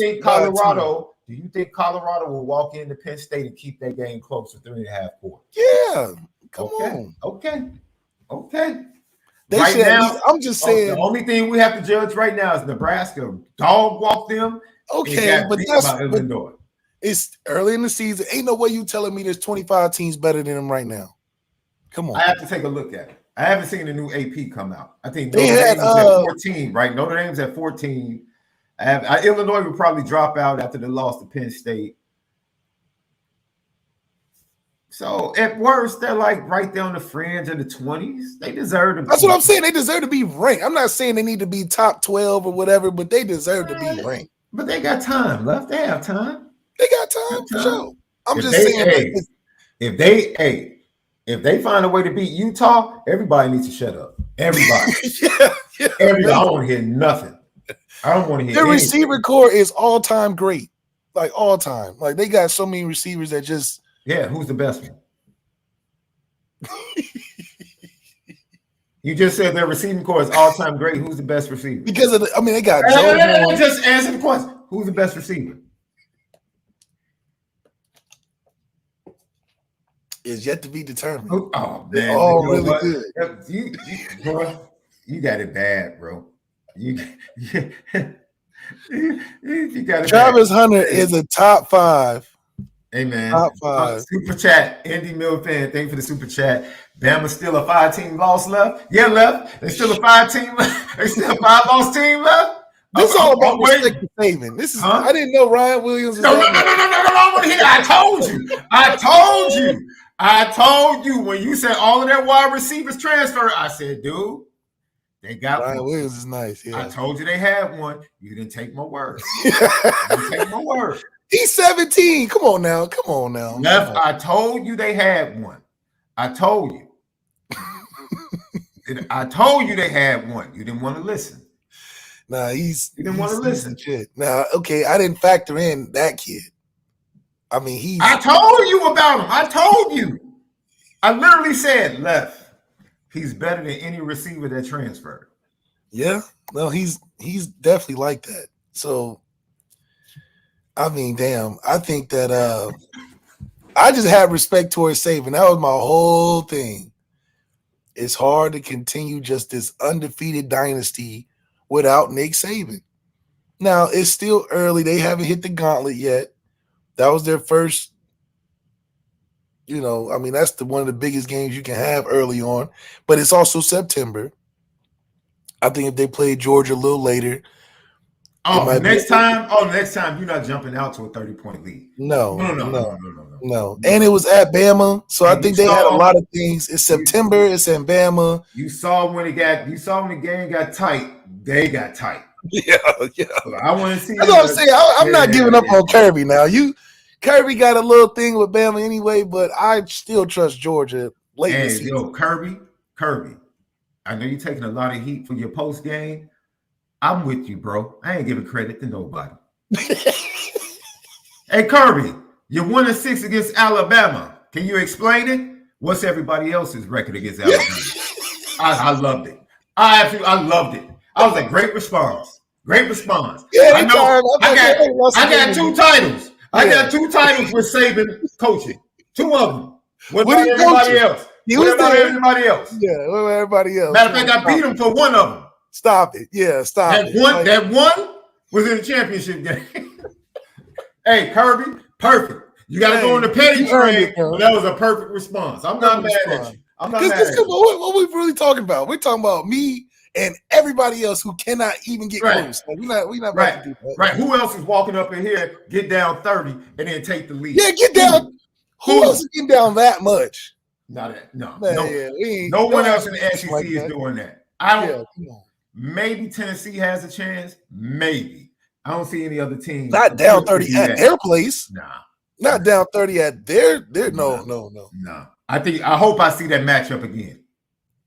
I hope I do. If Marlon it's a Miller, playoffs, it's gonna have to be. Yeah, Marlon Miller title. Yeah. Playoff. I mean, they might play each other 3 times this year. Because it's the 2 highest ranked teams that go to the SEC championship. They definitely might play the 3 times this year. So they'll be battling the playoffs. Well, it'll probably be Texas and then Alabama or Georgia. They all in the same. They all in the same thing. All in the same gumbo pot. So right. One of them is going to be out. Yeah. Well, no, because you get the other 5 spots are for. No, all 3 will make the playoffs. I'm talking about the actual SEC championship game. Yeah, it's the best. I mean, there's so many good teams right now that they all have to play each other. I think Georgia plays Texas in 2 weeks. Yeah, they play Florida too. Yeah. They play Tennessee. Yeah.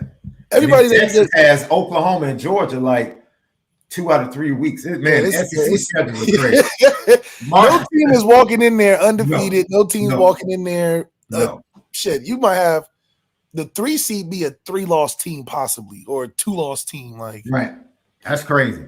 Marlon Miller, thank you for the super chat. Could we get consistent throws from Riley Leonard along with the play call that should allow to score more points? No. We either have to concede to the fact that we are a straight Wildcat offense that throws it down the field here or there, but we'll have a higher efficiency if we do less dink and dunks, more down the field, and commit more to the Riley run game. We'll just clean that part up if that's how we rocking. If we still try to play Peyton Manning and Mike Vick with our quarterback, cancel Christmas. I'd rather us, I'd rather us just continue to go one way or the other. I think Riley's a quarterback where there is no fence riding with him. I think the whole, Jesus doesn't like fence riders thing. I think that applies to Riley. You can't ride in the middle on Jesus. It's either one way on God's side or them other boys, right? Same thing with Riley Leonard. Either we roll. Boy, you in that pool, you in that word. What? Ooh, Bishop Lee, you in that word today. I can't be lukewarm. I prefer that you hot or cold. Yeah, hot or cold. I'd rather be hot or cold with Riley. Out of my mouth. That cat left, boy, in the left living translation. Woo! The MLT, the Malik Living Translation. Go ahead, Left. My bad. Go ahead. I'm telling you, because this middle of the road thing is what's getting all the problems and all the confusion already. If we're gonna be the wild, I like Kansas State. Look how they do Avery Johnson at Kansas State. They got him doing a nice, healthy balance of running the football, and then when they take their shots, they take their shots. You know what I mean? And Kansas State got it figured out on that aspect, but Riley Leonard, we just got to decide. I think Denbrock's got to be like, this is not Jaden Daniels and LSU. Just sit in the mirror all week and just say this is not that team. This is more 2013. No, hell. This is more 2017 Brandon Wimbush, except less passes. Because I think they try to ride the fence with Brandon too. Let them Keep a heavy run. Hell, I mean, heavy run with some some play action, but let's take less short shots and just make them all deep. That way we can just live on that. Either you protect the bomb or we're going to run you to death. We don't care if you got 9, 10, the extra guy, and that, whatever. We're going to commit to that and throw it over your head. I think if we do that and not try to act like Riley's a quarterback that's going to be in New York, I think we'll be all right. That's something of what you would want to see from the change, right? The change in the offseason. I mean, the change in the bye week. John Massey, thank you for the super chat. Chuck is 25, married with a 401k Roth IRA. Well, I'll tell everybody you're not good at quarterback till you're past 22 years old. So you don't start figuring it out till you're past 22. It makes sense. He's 25 and he looks like a guy that knows what he's doing. John Massey, once again, thank you for the super chat. At game, guy row behind me, Angeli is 6'5", 250. What? The longer Angeli doesn't play, it's just worse on him as the season goes on. Like I think he just becomes worse and worse. Yeah. The longer this whole thing plays out, which I'm like, no, you can't even go to him. You have to go to the youngsters. You have to. At this point, it's too late. It's too late. John Massey, GTB, thoughts on the cat, aka 2,000 shots a day. Trade. How do you trade a guy who disappears in the playoffs for another guy that disappears in the playoffs? One disappears because he's never available. The other one wasn't a great fit with Anthony Edwards. This is why I tell you. Once Jimmy Butler was gone, Cat felt like that was his team. And now he has to battle with the fact that it's no longer his team. So there were some ego issues in Minnesota. They won't tell you that, but there are some ego issues. Anybody worth a grain of salt can look at the game of basketball and tell you, Cat, you're not the best player on the squad, bro. Well, you got Anthony Edwards. And it didn't just happen this year. It happened as soon as he was drafted. No, as soon as they drafted Anthony Edwards and he showed up, you're not the best player on the team, my bro. You're not. It is what it is. Now, the biggest mistake they made is that they clogged the floor by going out and get Rudy Gobert. Pat can't. I mean, now how's Cat going to operate? Because the lane too clogged up. He has to play on the perimeter the majority of the time. What else is flashing? Yeah. Where else is Rudy Gobert going to play? He's in the paint. Pick and roll. That's what he does. In the paint. So it was a bad fit. Randall, I guess, and Naz Reid made him expendable. Naz Reid is a great he's like a lesser Cat in a way, but a better fit for the team. Yes. And less expensive too, should. I would venture to say with Big Body Bronson over there in New York, the way he plays his game. Well, Cat is great. Cat pick and pop is better with him. Because they don't have that many bigs in New York either. Well, they got, I forget the big guy that's a defender, rebounder. Number 23. Yeah, but they like to go small a lot. See, that's the thing. That's what I'm saying. That's what Cat be the biggest one he'll be controlling the paint. Yeah. Because he'll have a lot more room. He'll have a lot more room. And Cat doesn't rebound. True. He doesn't rebound the way he should for his size. But the Knicks have the best rebounding guards in the league. But that'll change with Cat being there, wouldn't it? No, I'm saying they rebound collectively as a team. It's not like they rely on because they're all slashers. They all be around the bucket anyway. They picked up. What they're about to do now? What they're gonna do is put Cat at the 5, Mikal Bridges at the 4, OG at the 3. Oh, they're dude. DiVincenzo and Brunson at the 1 and 2. No, DiVincenzo went in the trade to Minnie. Oh, okay. That's a heavy loss, though. But dude, what they're about to do with Bridges, OG, forget Mitchell Robinson, Cat. Oh, dude. It's about to be crazy. They also lose some toughness because we all know. You know what they did? All they did would say we're going to match up with the Celtics. That's it. Yeah, pretty much. We got somebody that can match up with Porzingis. Yep. And now we're just gonna go ahead and play. That's Well, it. They don't have an answer for Brown though. Still, Jaylen Brown. They don't have an answer for Jaylen Brown. No, that's why they went and got Mikal Bridges. That's why they went and got Bridges. I mean, we'll see. Jaylen Brown's still that X factor for the team. Jaylen Brown was the best player last year for the Celtics. Yeah, that's all I'm like. Well, at least in the playoffs. That's where it matters. I wish that was us. I wish that was Riley for us.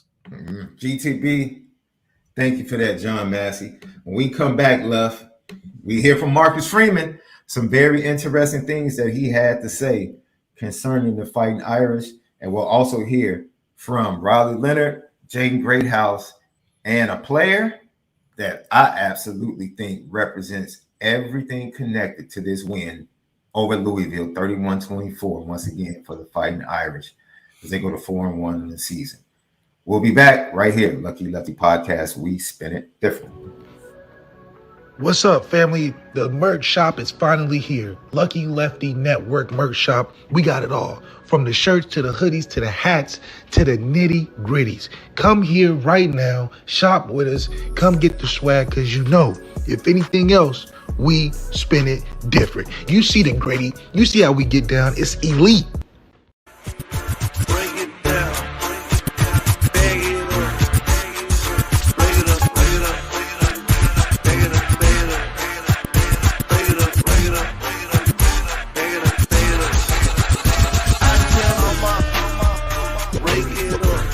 Lucky Lefty Podcast. ONORA boys in the building. Brought to you by ONORA Whiskey, ONORAWhiskey.com. That premium American whiskey, ONORAWhiskey.com. And if you're going to drink, make sure you do so responsibly. Apple Podcasts, Spotify, CFB Nation, Patreon.com/Lucky Lefty Network. $5 a month will get you the Lucky Legends podcast, a players only podcast. Some film breakdowns coming from MALIK'S ZAIRE when it comes to the 2026 recruits and some of the new 2025 recruits. Also, TikTok, Instagram, Twitter X at Lucky Lefty Pod. And then you need to subscribe, Lucky Lefty Network on YouTube. Make sure you hit the like button and then leave your comments and questions. We respond to all. Lucky Lefty Podcast is the home of the misguided passion, and we are forever committed to making sure that we spin it different. All right, Left, I have my screen poppers for the game. Give me your screen poppers for the game before we get to head coach Marcus Freeman. Screen poppers for the game.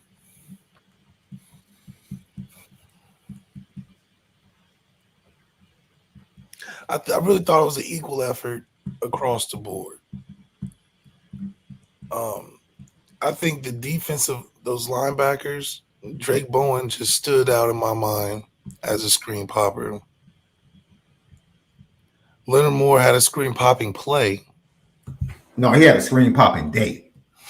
Don't just do that. He gave up that late touchdown. That was it. And that was an incredible catch by Ja'Cory. That's incredible. Hey, I'm really freshman to learn right before snap or kickoff that he is like, it's your show. Yeah. It's your show today against this wide receiving core. Yeah. He held up quite well.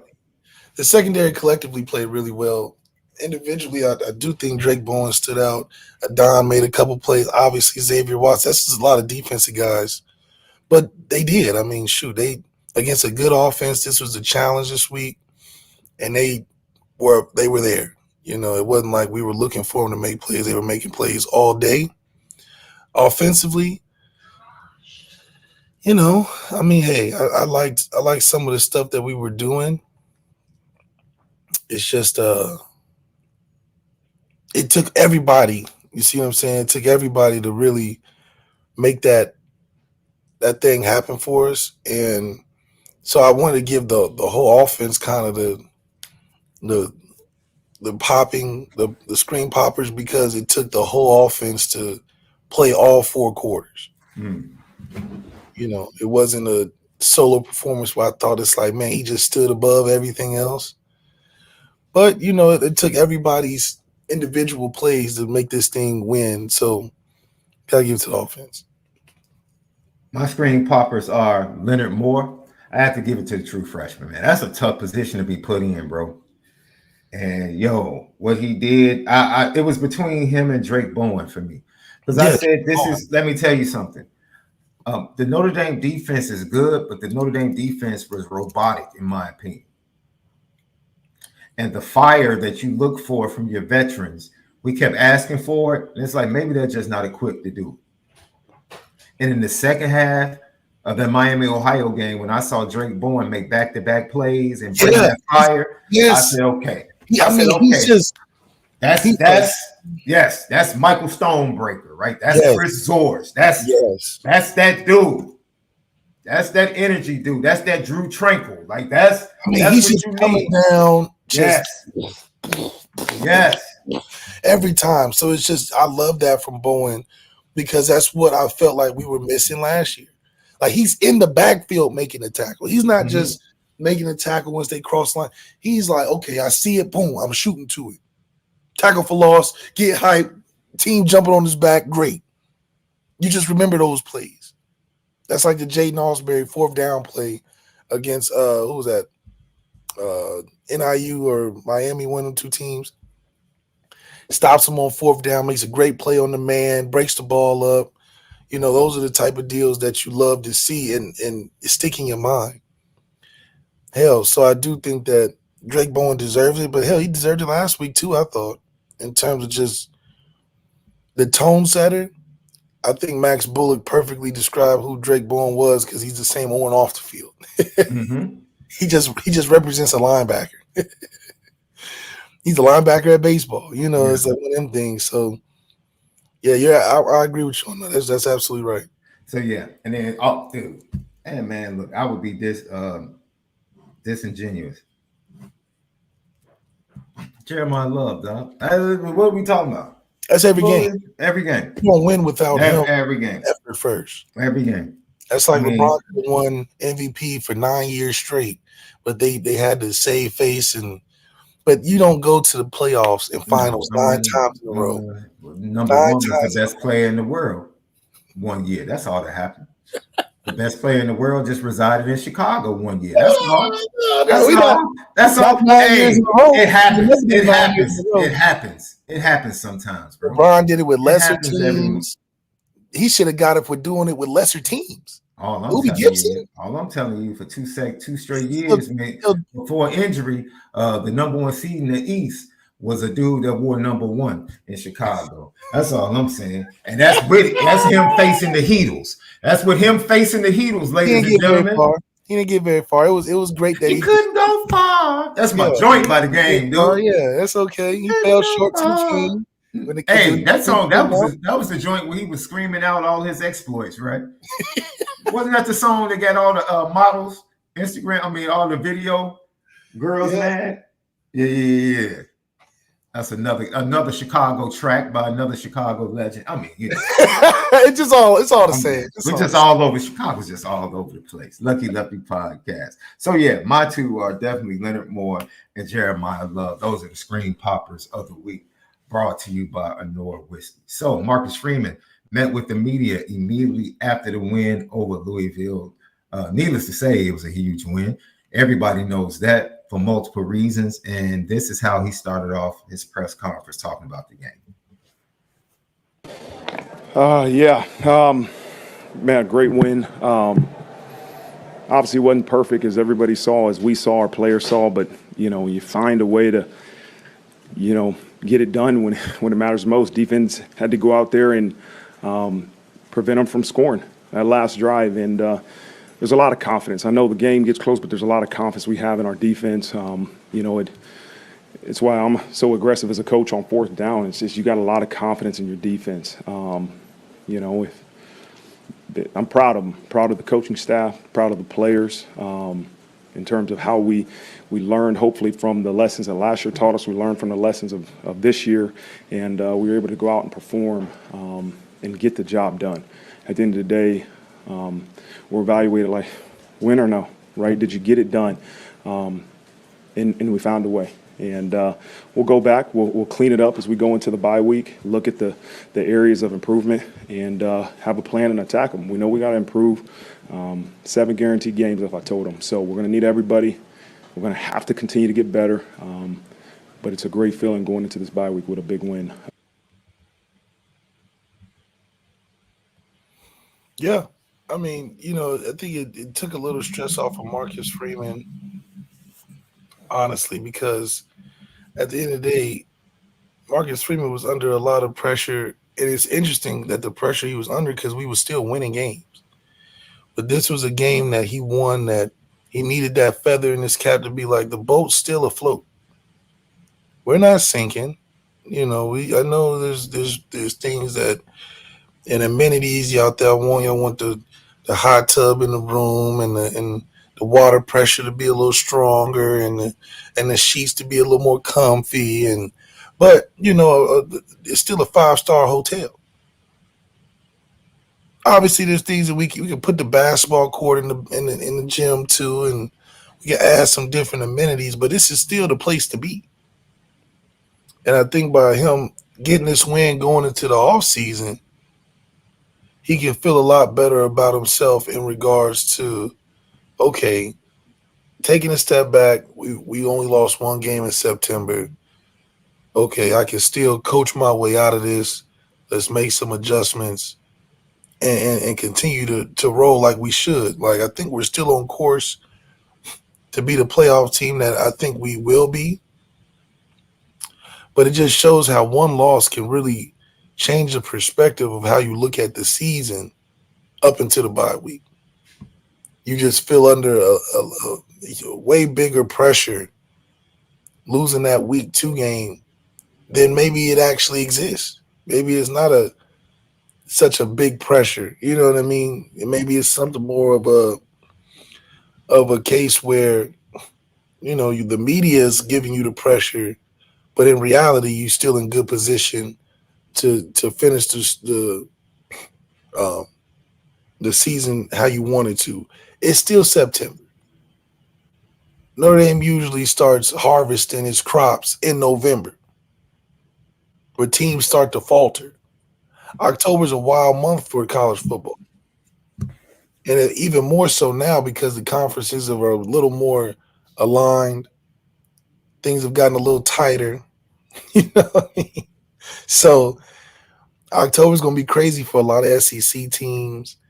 A lot of the Big Ten teams are playing each other. You see Wisconsin's playing USC and Michigan. And dominated early in that game. Yeah, shout out to USC for responding. They still were in the malaise, it seemed like, from the loss to Michigan. And then once they found themselves, their talent on the outside took over. But yeah, I mean, it's just tough games. This expansion has made it like there's more tough games mentally for teams. Not enough games where you can just show up, right, as it was previously. So yeah, you're right, Lev. So I do think that, even BYU will have a good game here and there against Kansas State. You wouldn't expect it, So I think for the month of September, we've seen a wild college football. And this ain't even talking about playoffs. We haven't even talking about positioning and teams getting right for that. So I do think that moving forward, it just makes the sport a lot better. And for Notre Dame coming off of this bye week, good opportunity to be ready for what's to come with these games that are very winnable. But can we be strategically better in October? Can we offensively get things together in October? Mm-hmm. Our businesses are built based off of quarters, right? So you got your first quarter, second quarter. The second quarter's got to be big for us. And that's going to become looking different than September. But if we look any different in September, but in a better way, I mean, we people will forget about week 2 sooner than later. Do you think that's the next step? We talk about growth. The next step offensively is continue to do and execute the good start. Okay, now we saw a good start against Louisville. Now, can we continue that without the lull, second and third quarter? Is that the next step? And how is that going to come about? Is it just about being effective and consistent in the execution, or is it about the playbook opening it up a little bit more? Because like you said, teams figure things out, and like you're running the same plays over and over again. What answers do you really have? Are there some counters off of what they're doing that we can expect after the bye week? Yeah, I mean, you're going to take the bye week to look at your tendencies and how to break them. What works, what doesn't work. Can you add things in the bye week with these extra practices that you know, maybe you can work a couple concepts and different schemes out to revamp yourself. You know, when defenses get our film, they're only looking 3 weeks back. The furthest teams go are 3 weeks back when they're studying film for the week, because after those 3 weeks or the last 3 weeks, you're usually doing something different. So what in this off season can we look and say, I liked what we did here, but let's just do this differently. Let's add this. Let's take this off. Let's maybe throw this play away. Mm-hmm. Let's always remain and continue to be the building blocks on our offense. Defensively, I'm sure there's tendencies that teams saw that they were taking advantage of early on. Now, the good thing about our defense is that we're great in-game adjusters. So as much as, you know, teams think they got us figured out on film, we'll have something for you that looks different than what you see on film by the end of the game. That's where coaching wits come into play. And Al Golden is the best right now, and I think he's the most comfortable because he's got his guys in there. It's year 3. It's year 3, so it's not like he's got to reinvent the wheel every week. His thing is all about, okay, what's the challenge? How do we learn on the fly, which is all defense is anyway. You're learning on the fly. You're always updating your system, updating your data, because teams are always trying to scheme different things against you, and you have to fill holes and cover guys that may not be, you know, cover spots in your defense that teams seem to go after, you know, and vice versa. Offensively, I just think we know what we're going to get. I think we know what we're going to get offensively. Mm-hmm. Just perspective. It's just how many different ways can we attack that, but still be who we are. I think that's the challenge for Mike Denbrock, is saying, okay, we're not going to completely go away from the run. How do we clean it up? Do we add more screens? Do we add more play action, less dink and dunk? Do we give Riley a less carries? I mean, hell, he's not going to get healthier as the season goes on. He has a labrum injury in week 2. It's not going to look better by week 8. It's just not, especially the way we're running him. So how much more do we get Aeneas Williams involved in the game plan? Stuff like that. How much more can we get Mitchell Evans the ball? Chris Mitchell still got a lot in the tank. I mean, you know, finding ways to get your best players of football is always the goal. Under the circumstance that we have with our quarterback, how do we do it with that? But also keep Riley. He's still a volume shooter. You know, so can his volume shooting be incorporated with more guys? Can we try to figure that out? Marcus Freeman talked about the defense, some of the difficulties, and how they responded in this game.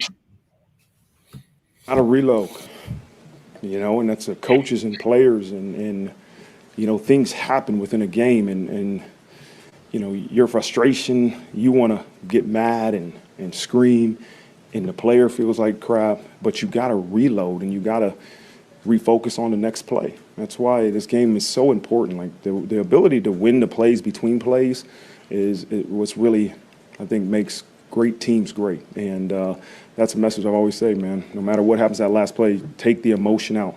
Right? You don't control probably the first thought, but you control the second thought. The first thought is to be upset or feel sorry for yourself, but the second thought is most important, and that's to reload and refocus. You already hinted at this, but I want to touch again. Your defense forces 3 turnovers. I think you only gave up 1 score on a full field possession. How much does your confidence in them dictate the way you're able to call a game? It does. It's again, when you feel like when you have confidence. I had confidence we were going to make the 4th and 2. I think we had 2 4th and 1s that we were you know, successful with, and you know, we have a plan going into the game of hey, what's the yardage that we want to be aggressive and go for it? And at that moment, it was 2 yards, and I was really confident in how the defense was playing, and they played well afterwards. A guy made a 56-yard field goal. That's a heck of a kick. And so, again, hindsight, you don't make it, but I want to continue to be aggressive. I want our team to be aggressive. We have to be aggressive, an aggressive mentality, and that was a reflection of that. Can I start real quick, Left? Because I swear he had me until like the last 10 seconds. Yeah. Bruh. I agree. I agree. Aggressive is not just making the decision to go for it. You literally had just called a timeout because your quarterback was limping. He was limping. He was limping coming out of the timeout, limping onto the field. And your aggressive nature, being aggressive in that moment, was to line up in a tight formation and run him into the middle of the line. That's not aggression. That's not aggression at all. That's not representative of being bought into aggression. That's all I have to say. You had me until you got to the last 10 seconds, and then I had to call cap. Like, no, that's not aggression. Going for it is not aggression. Coming up with something that is creative in that situation because you're literally trying to seal the game. That conversion more than likely seals the game. Yeah, we need to see the importance with creative play calling. Aggressive is 4th and inches, we throw in the deep. That's aggressive. Man, that's dude. No, just man, dude. Aggressive is this is the same stuff we've been running. They probably expect us to do it again. So off of this, we're going to run a jet sweep action or a reverse action out the backside. We're going to do something. We're going to get them all up in this tight box. And we're going to run Riley and maybe get him to stop short of the line of scrimmage like Tim Tebow used to be and sneak the tight end out to the flat. Yo, you don't have to throw the ball 50 yards down the field to be aggressive. It could be something simple as that. Give us a counter off of what you've been doing, and I will believe that you're truly bought into being aggressive. Yeah, we're not aggressive by choosing to go for it because we do things that are telegraphed. Stop being telegraphable. Being aggressive and telegraphing don't go together. We're telling teams 4 for sure. You know who we're going to. It's not aggressive for me. It makes it harder to get it. But I think Marcus Freeman is figuring that out, and that's what this bye week should be about. We don't have to reinvent the wheel, but we can get more creative in how we go about situational football. If people on the TV are screaming the play before we even run it, that's a problem. How do we know? Not that football has got to be rocket science or a bunch of tricking and all that, but I hate to feel like I know exactly what we're running and I'm watching TV in Arizona. Like Marcus Freeman, the game plan, because then you revert back to practice when something doesn't go right. But I'm like, that makes me feel like I'm there with you at practice.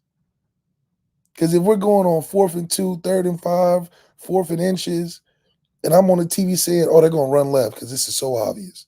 And then they run left. I'm like, okay, we're not. Somebody's not doing their job.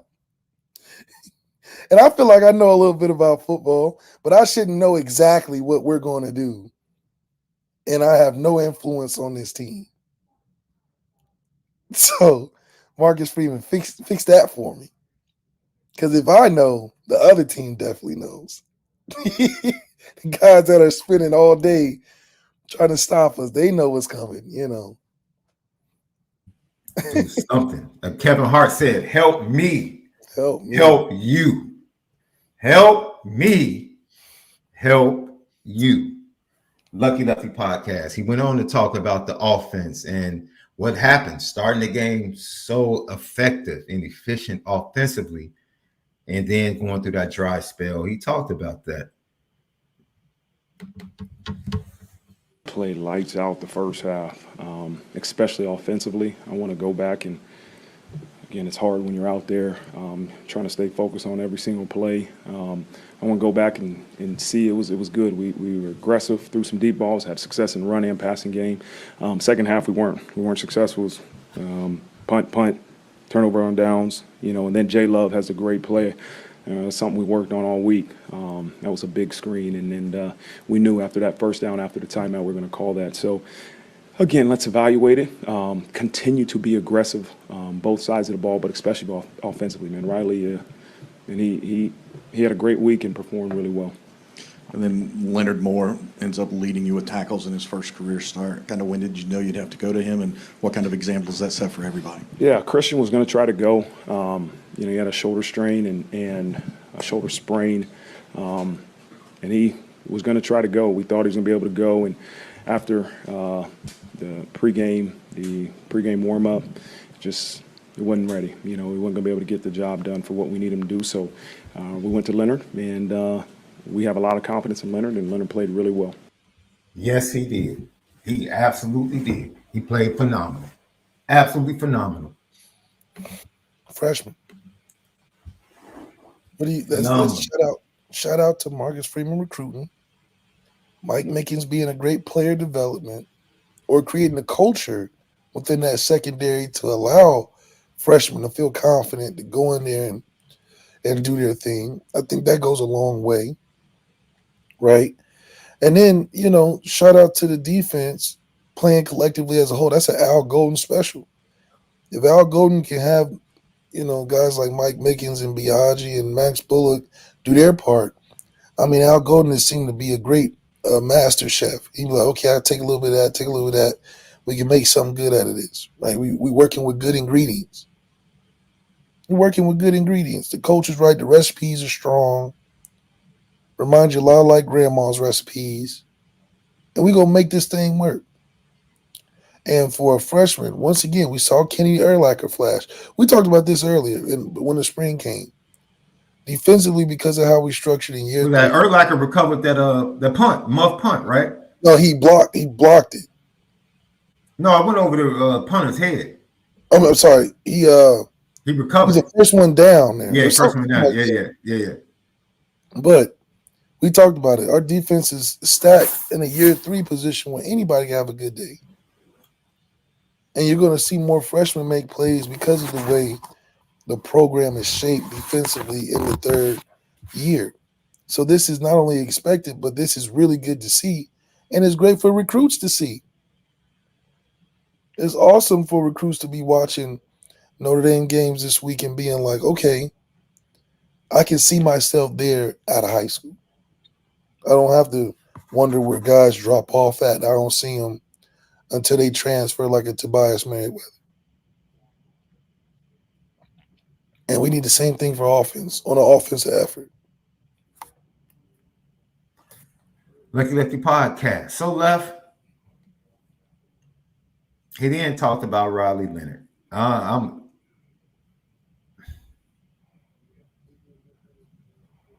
You know what? No, we'll say that for tomorrow, Left. Let's go ahead. I'm excited to introduce the poster boy for the future of how everyone should come to the post game for Notre Dame football. Ladies and gentlemen, let me tell you something. I don't know about you, but this is how I want my players to show up.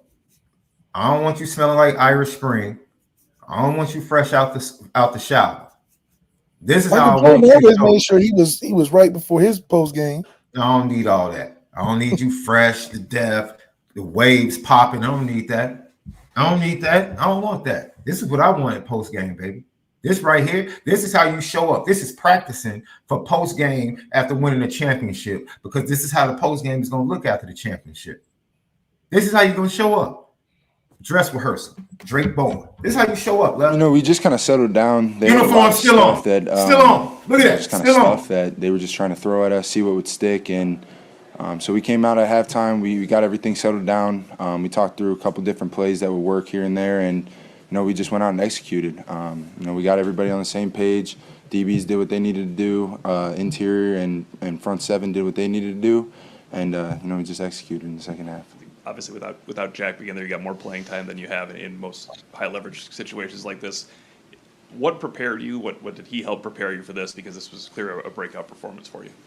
He's an older guy. He's 6 year. He's seen a lot of ball. So, him having on the sideline, being able to talk through situations with me on third down, early down, stuff like that. Just going through the film. All right, here's what we're getting. Be expecting this, expecting that. He was just a great help today. Using his mind that he has and so, I think he may not have been on the field, but he was a huge part of our defensive performance today. Front row on your left, Tyler Horka. When you see guys like Boubacar go down and then Benjamin Morrison leads the game for a minute there, how aware are the other defensive players that that's going on, and what does it take for you guys to kind of lock in and say, we still got all we need? Those are big pieces to the defense. At the end of the day, though, everybody's got to be able to play. It's next man up mentality. So, huge piece. And, then Leonard came in, he played great today. Junior, him and Boobie rotate in on practices a lot, so, we knew Junior could do it. And so it's just being able to know the next guy's ready, something that, it helps a lot on everybody to know. That's how I want you to show up. See, that's how you're going to show up. You win a national championship, you don't get a chance to go to the shower. He's a true linebacker, man. Thank you. Thank you. Yeah. He said, thank you. Who? See, I have the courage, love. I have the courage. I don't mind being courageous. Who had the courage? After the first spring practice when they were freshmen, when you had J.D. Bertrand, Maris Leafow, Jack Kaiser, all the veterans out there, who stepped back on this platform and said the most natural linebackers on the field are Jay Nosberry and Drake Bowen. Drake Bowen, yeah. They came in ready. You ain't got to be political about this. My eyes tell me this is easy to see. This is easy to see. He needs to see. That's what we need. He needs to see. He needs to see, huh? He needs to see. Not. Oh, it's coming soon. I'm not going to piss on anybody else, but he needs to see. It's coming soon. It's coming soon. That's the only thing that could have made that thing better. If he up there with that seal on his chest with the eye black, still sweating. I was like, yes. Yeah. Whatever he said, I believe it. He's mad. He's mad the clock ran out. Yeah. He's mad the clock ran out. He ain't got no time to play. I got to wait till next week. Bring him back on the field. Bring him back on the field. They want some more? They want some. Yeah, they come on. Look, I'm still ready. Yes, let's do it. I'm still warm. They try to, what he said, they try to throw things at us to see if it stick. It didn't stick. I was on all of it. Didn't stick. They just throwing stuff at us. We didn't stick. I'm ready to go right now. If they want to throw something else, I'm ready for it. That's the type of linebacker and type. It's just an aesthetic thing. And maybe that's what we've talked about and haven't called it the aesthetic thing. But we saw last week the bad optics. Guy come in, hat low, hands in his pocket, smiling, can't stand in front of the podium. It's the optics. You on the sideline, smiling after getting sacked on third down, and it's the optics. Just even back to when J.D. Bertrand was giving us that accountability speech. He all comfortable, showered. Oh, coach did everything. We just got to play. The optics. That even looked bad optically. Because it didn't look like you cared that much because you get fresh. You got your Dove soap. It's all wiped down. Not Drake Bowen. Drake Bowen's got a bye week. Parents probably waiting. He's like, I don't care about that. I mean, he's still red in the face like he just came off of running. Bro, he hasn't wiped off nothing. He hasn't wiped off anything. He ain't wiped off that win yet. Nothing. And he said, "Can I just hit this right before I go in?" He's like a kid. He's like both of us. See, we can tell the truth. He's like both of us back in the summer when we were like 9 or 10, love. We go out early in the morning, come back late at night, and we will hop right in the bed. Our mom's like, get your tail in that bathtub. Like you playing six games of red flag. You play 2 games of basketball. Yeah, you know, Little wiffle ball. You know what I mean? hit the wiffle ball, hit the field, played chase, did everything. Just come in, hop right in the bed. Like, oh man, I'm ready for tomorrow. Yeah, I'm you ready smell to do it just all like over outside. again. Yeah, you smell like the city you was running around. The worst. And you don't even think nothing of it because I'm hungry. I gotta get some food, and I'm restricted. No. Yeah, that's how you know this man. This man is lost in his work, and we like that. The man is so focused. He like, man, I don't want this to come off of me yet. Just in case they said they need some more off the bus before they go home. Just in case they say like we want to see that one more time. I'm ready to go. And those are the things that I believe Max Bullock was saying what the young bloods bring in. Remember, he mentioned it. He said, yeah, we appreciate those seniors, those guys for the communication, helped us line up, remember, and gave us the veteran game, gave us some tips to the trade. But these young bloods, they got the mentality. That's the difference. They got that mentality. They coming out, okay, yeah, we gonna play hard. We may make mistakes, but we gonna make them at 100%. We're gonna hit somebody in the face. And we're seeing that week to week. And they're staying healthy, which is great. Now, let's go to the other side of optics. Go ahead and judge it on a scale of 1 to 5, 5 being the best left when we get done. Riley Leonard. A 3-4 hour game. So to have that mishap that early, you worry about it, but you don't really worry about it too much. I think we did a great job on offense of, emphasizing and having the urgency to start really fast. So even though that mishap happened, we had all the confidence in the world that we were going to start fast on offense because we did it every single day of the week during practice. You guys aren't quite halfway through the season, but you've got a break coming up. Where do you feel like big picture this team is at, and how you're trending? Yeah, big picture. It's kind of hard for me to look at the bigger picture sometimes. I feel like I'm very, narrow in my vision. I see right now that the team's better than we were last week. The offense is better than it was last week. The defense is better than it was last week. And, we're starting to roll, starting to get our confidence back. So, bigger picture, who knows? We got a lot of potential, but right now I think we're doing all right. Front row, all the way to the right, Eric Hansen. Hey, Riley, your defense lost a lot of pieces during that game, some pretty important ones, and you had a lot of guys step up.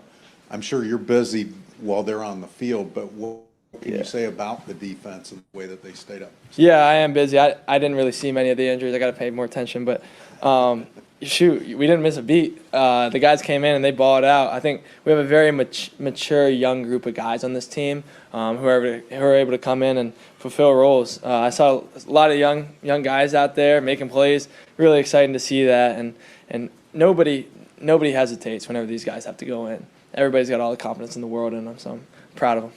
Okay, I'll ask you a little picture question about you. All right. You got banged up a little bit there. How soon did you kind of feel back to yourself, and did it limit you at all? Yeah, the play I went out, got the wind knocked out of me, which is kind of soft. Like, it's weird saying that now. You got to go out for a play to get the wind knocked out of you, but that was terrible. Like, I couldn't breathe. So, it was really no problem after a couple minutes. But yeah, it's a bad feeling getting that wind knocked out of you. So, it really didn't play an impact on me. Dude, get this guy out of here, man. We just need a different representative. Unfortunately, he plays the quarterback position. But, man, he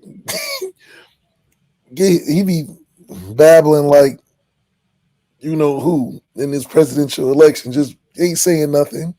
And you like, man, if you don't. I think it's the smiling that kills me so much. The hands in the pocket. Oh, it's not a big deal. I can't really think big picture. I'm just so narrow focused on get this guy. I honestly don't think he cares to play better or not. I think as long as he don't lose, he don't care how he play. I don't think so. I think if he go out there and bomb, but we win, we're better than last week. Young guys out there, I'm going to gain confidence. Because my thing is, when did you lose confidence? Because you said we're getting the confidence back. It's only week 5. When did you lose the confidence? When did you lose the confidence? You had your hands in your pockets ever since Texas A&M. No, after Texas A&M. Because Texas A&M, after the game, he was, I had the scripture right here, and we was doing this, and everybody was together, and now you're like, we're just getting better. I can't really think of nothing outside of that. I mean, yeah, the win got, it's just such a, man, I'm not a fan of his post-game press conferences. He don't give me no confidence. He don't tell me nothing really. He just tells me a bunch of, I don't pay attention to that. I'm not thinking about that. I didn't see that. He don't even know his teammates' names. I doubt he even knows their names at this point. This is just a disaster from a media standpoint because he's not representing the quarterback position that we've had guys in there before. Because it's like he doesn't come across as the C on his chest. What guy with a C on his chest got his hands in his pockets every time? Every time. He won't even stand still. This man had me almost, where my guy LaVon Whitaker at? Where his questions at? Because he need to be putting him on the hot seat. I see him doing waving back and forth. It's whatever. We're just here happy to be here. Starts laughing about getting knocked out of the game, calls it soft. Maybe it's that nervous smiling thing that I can just not get with. Everything ain't worth smiling for. He does come across D-Rock Irish as just a nervous dude, like that's on edge. Like anything can just take this dude off the. I don't know, Sean. I'm watching this and just being like Angeli, like when you played Angeli's press conference, what did Angeli say? He was direct. He was like, I'm answering these questions straightforward. What we got? He sold confidence to me. Heck, even Drake as a sophomore is like. Drake sitting up there like, we comfortable. Why is Riley not comfortable? Why is he not comfortable? Has he been like this at Duke too? This is what I'm saying. Where's the evaluation at, Marcus Freeman? We a top program. We supposed to evaluate for what is he like off the, what they say? In high school when I was going through it and going through this recruiting game, they're like college coaches. They asking your fourth grade teacher what you was like in class. They asking about your community service, what your character like. They always got people watching. You got to make sure you the on and off the field. You got that quarterback mentality. Where's the evaluation? This guy is clearly like, he's just excited to be at Notre Dame. That's what it feels like.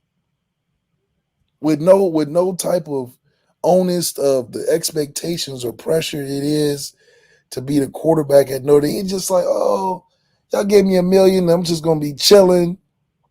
I'm going to ride this wave. As long as we win, don't ask me too many questions because it ain't that important. Why y'all asking me about my play? We won, guys. What's up? Like, y'all not trying to go get a drink down? We won. What's the problem? I can't think about anything bigger than this. We won week to week. We got better, technically. As long as we win, we're better than last week. Why are we asking so many questions? It doesn't matter, guys. I just feel like you're right, Marvin Bill. He's comfortable because he stole our money. Because he's too carefree. That's what it is. He's just too carefree for me. Like you don't care if we lost. You don't care if we played bad. As long as you're just saying that because we won, we had a better week of practice. Did we? Because I'm seeing the same mistakes, Riley.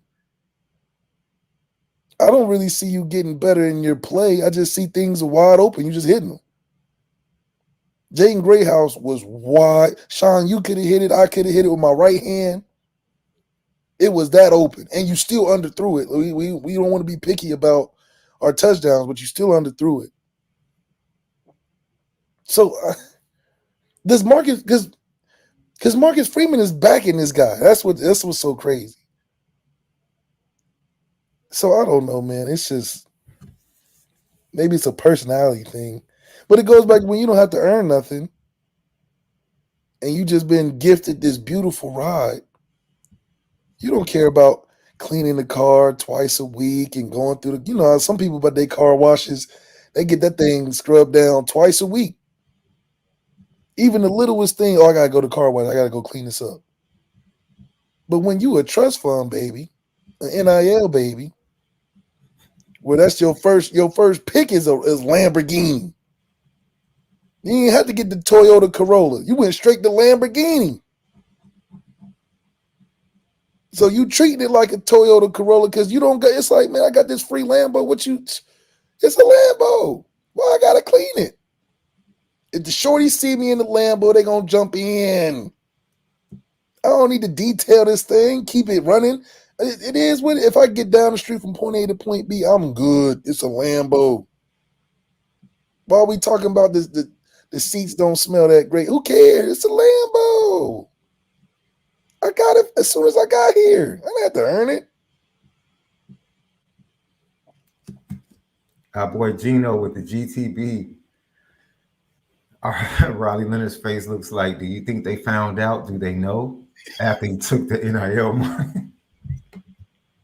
For real, like this man is, think about Sam Hartman. Sam Hartman had the same type of S to him, except Sam was more, he been there before a little bit, Sam been through a little bit of the gauntlet because Sam Hartman's team was terrible for a minute. What you see on his face left, he's naive. Yes, I can see. Yeah, that's what it is. Yeah, he's oblivious to anything around him or some shit. Like, dude, what is wrong with you? He's a little naive, right? Like you're young behind the ears. It feels like either is that, or he's using some of that Southern charm. Like that ain't no charm. That ain't no charm. You ain't charming nobody with that. Or maybe that's just what they. I can't understand. Like, get serious. I don't want to say he's not serious. And I'm sure the man trying hard. But man, I can't take the smiling. Especially in the game. Now I know that's very picky. It's very picky. But I specifically remember us getting stopped on 4th down, running the ball with him. And he comes off and it's just like, and I think I don't see a bunch of teammates surrounding him on the sideline. I don't see that. As a captain, you're putting yourself in your teammate's face. I just see him every time just take his helmet off, stand by himself and start looking up and looking around and smiling. And then Brock may say something to him and he smiling and he walk away. He just standing there. He just stands there. Indy Mill fan with the GTB. What do you expect from Riley Leonard? Guy can't get 2 seconds in the pocket before being lit up. See, this is just. Not about the I'm about to be petty because Indy Milton fan, you didn't give Shador that same. Shador had the same issue last year with his offensive line. You would lighten his tail up. I ain't here for it. I'm not here for it. What we expect. What I expect, 150 yards a game. I already told you what the bar is. Yeah, 150 yards a game. And I thought we was gonna get it in the first half. I thought that's all I expect. Paying you whatever was paid NIL, I did not expect to have to shave down the offense. I didn't expect that. I didn't expect that. No one expected that. No one. No one. No one expected that. So we're not about to do. Once again, we're happy. This is where we're at. The left said it. Guys have to be wide open for your quarterback to complete a pass and to feel comfortable in the passing game. Is that the low bar we have set? Is that what we've deemed acceptable now? Because at this point, it is what it is. The offense is what it is. Not one time has he come to at least give me a grit of your teeth. I got to be better. 162 yards, that's fine. But, man, I got to find a way to impact the passing game in the second half. I got to find a way. Give me something. So now Riley Leonard isn't playing well because the offensive line isn't playing well. Then how the heck did Jack Cohn put up the yard that she put up? Because his offensive line was one of the worst offensive lines in the history of Notre Dame. One of the worst.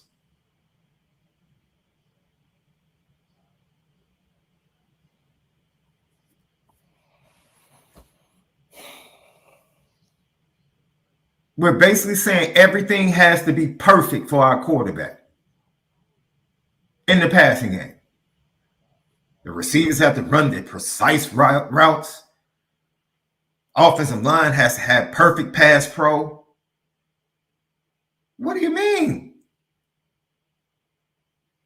I want him to hit Jordan Faison on a wide open 10-yard comeback instead of throwing the ball in the dirt. How about that? Is that too much to ask? Is that too much to ask? It must be, man. Is that too much to ask? Ladies and gentlemen, I asked and prayed for 150 yards. Let me highlight this once again. My prayer on the prayer list on Friday was, please allow our quarterback to throw for over 150 yards. Because if he throws for over 150 yards, we'll win the game. Just think about that. Just think about that. Just think about that. So, no, I'm not going down the rabbit hole of what do you expect him to do? The offensive line does this. The offensive line can say, we gave him perfect pockets on this occasion and that occasion. He threw the ball in the dirt. If we're going to start pointing fingers, because everybody can point at everybody. The entire offense is inconsistent everywhere. You could throw running backs in there with Jadarian Price in the fumbles. Jeremiah Love fumbled. That Emil Wagner recovered in the end zone. Throw them in there as well. The fact that we're sitting here with 150 yards as a barometer for the success of the passing game in 2024 is laughable. Laughable, and everyone is culpable, top to bottom. Freeman, Gaduli, Denbrock, Brown, McCullough, everybody bears responsibility. Joe Rudolph, everyone, and the quarterback as well. The quarterback as well bears responsibility.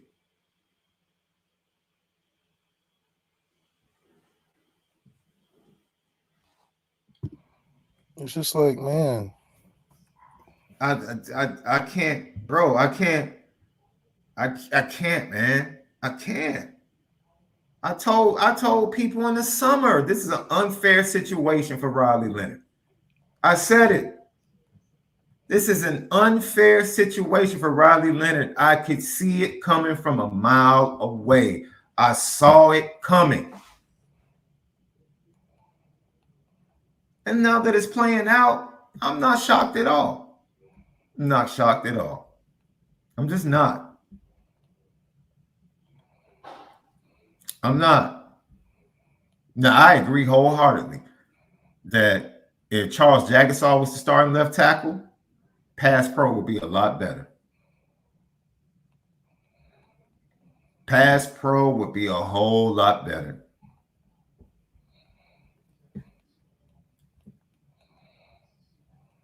But does that mean that he would be throwing and completing 75% of his passes? I can't say that because I've seen too many wide open receivers missed. Just missed. Like, yo, that's a throw you have to make. You have to hit that. Wide receiver, like Bo Collins, no one expected the way Bo Collins has been playing. No one expected that on Saturday. No one expected that. No one expected that. So, Andy Miller fan, I'm glad you asked that, man, because it really allowed me to say something I meant to say. And people. I don't care. Malik I don't care how he comes to the press conference. I'm more worried about how you show up on the field. You can show up how you want to show up in the press conference. It's all the same because that looks You're probably right. Yeah, that's fair. He does that's on fair. the press conference is just a verbal version of what he looks like on the field. Yeah. Nothing's ever that big of a deal that he's appearing. I'm not saying he doesn't care, but nothing's ever conveyed to as he comes across as a guy that's willing to go all in for this team. Like if we were to have a bad season, I don't think anything would change in his approach to a press conference or his game. I don't think his game, he's looking at his game like, let me challenge myself to get better. I just think he's looking at it like, well, we got through this week. We'll just focus on next week, get through that week. By the time we look up and be the end of the season, we'll see where we're at. I think that's a way more of an approach that I feel like he's carrying than I need to put this on me and challenge myself to be better at the things that's going to make the offense better, not just me playing better. I need to make the offense look better. And I mean, that's an evaluation thing that Marcus Freeman, if it ever happens again, we come across this, that he takes it in more consideration. No, bro. We just got this off of pure talent. I believe it was a pure talent decision. You just thought he was more talented. But there's so much more that is important now that we see to a quarterback than you just being big and strong and fast. You have to, I point again, Justin Fields, this is your job as a head coach. Not just to know talent, but to feel and know the vibe of your team. Right. Understand that. Justin Fields was clearly a more talented player than Jake Fromm. It was close. Wasn't even close. Taller, bigger, stronger, faster, everything. But Jake Fromm had the pulse of that team. Yes. He was the glue. And he wasn't like he was making everything happen. Stetson Bennett was not the most talented quarterback in that room, but he had the pulse of the team. Yes. Angeli has the pulse of the team. You saw the Oklahoma State game. And when everybody laughed when he gave the job to Stetson Bennett, 2 championships later, who laughed last? It's not always about who's the most talented, man. Going back to the point you just made a few minutes ago, who do these guys want to play for? Yeah. Who do these offensive linemen want to work their tails off to block for? Because that reflection is Marcus Freeman. Riley Leonard is Marcus Freeman on the field because Marcus Freeman every head coach's quarterback is a reflection of the team. Marcus Freeman, everybody wants to play for Marcus Freeman. But his reflection, because he can't score touchdowns, is through his quarterback that he brought. And when his quarterback ain't on the same page as what they think the head coach is, there's a disconnect of the team. Because that's what he's putting his face on. Marcus Freeman's putting his face on on Ryan Leonard and saying, this is my representation of what I think the team should look like this year. I gave him captainship. I gave him captainship. Gave him a starting job. Gave him $1 million. Said he's the best player. I always talk about him. But the team's looking like, dang, but Angeli was really the man behind the strings for a while. So, that disconnect is playing a factor as well. Yeah, I don't, once again, that the Angeli window has passed in my opinion. That's close. Yeah, it's close for me. It's close. It's the longer we keep getting further and further away from playing them and the season goes on, his mental is getting affected. He was all team until, he saw how the writing on the wall. It's not like Jake Mickey writing on the wall. It's like what did I do to deserve this writing on the wall? It's crazy, man. It's absolutely crazy. It's crazy. But yes, it is. and then they talk about the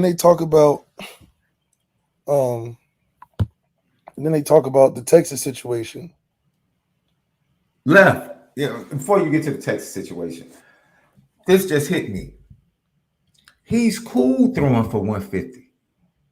Yeah, he's cool. He's all the way. He's cool with it. I don't feel any different. My opinion. I don't speak for anybody else. I feel like our quarterback is absolutely cool with throwing for 150 and running for 50 every week. He's cool okay with that. As long as they win. As long as they win. No problem with it. Because if they don't win and he does that, he's going to say, oh, it's practice. Oh, we got to get better in practice. Oh, we just, we got to get some more confidence. But if we can win with them low numbers, he is quite all right.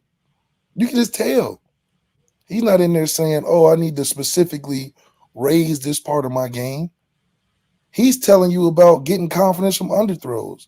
He's telling you that as long as we win, he ain't thinking about bigger picture.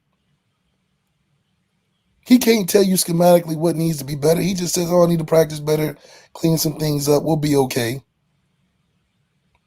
So, yes, you're absolutely right. If he goes for 100 yards and throws for 30 and we win, it don't matter if we win by 3 against a MAC school or by 21 against a top 5 team. Left, I'll give you a perfect example. You beat LSU in the Music City Bowl, but I guarantee you were like, this ain't who I am. Right. Now, I'm not. Hold on, wait a minute. Hold on, let me explain because I'm not trying to disrespect you. All I'm saying is you were like, yo, I ain't no package guy.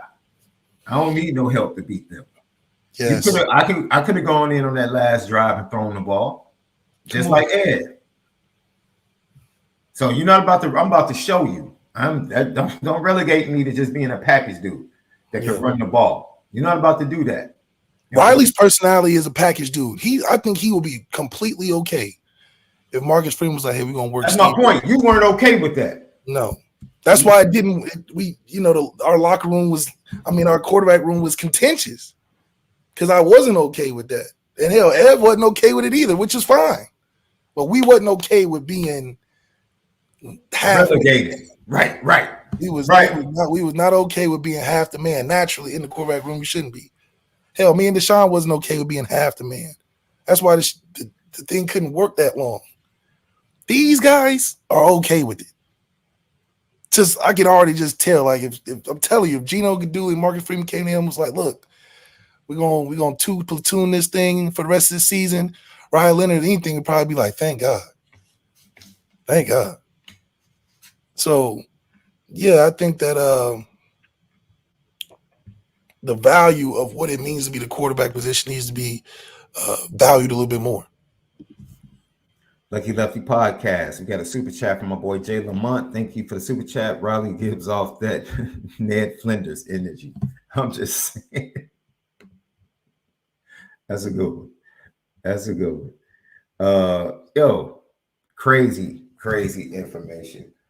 This off week, since it's an off week, you want to go every day? This week, we might do that. Since you don't have a game, we might go every week. We'll be recording the Players Only and Lucky Legends podcast on tomorrow, posting it over at Patreon. And then we're going to have Three's Company back with our boy, Ken Gibbs, Wednesday night. So stay tuned, Lucky Lefty Network. You already know we spin it different. Go over to patreon.com/Lucky Lefty Network. Great show today. Thanks for everybody that tapped in. You already know before we get out of here, we got a petty and some G-Wagons we got to get to.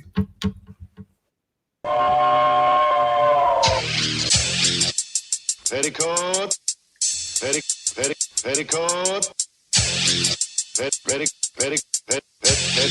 Petticoat Junction. It's time to get petty. Oh, we did a good job executing. Are you upset with something? And fire up the Petticoat Junction train. I just don't like you. You don't? No. What is today's petty history? Petty Junction.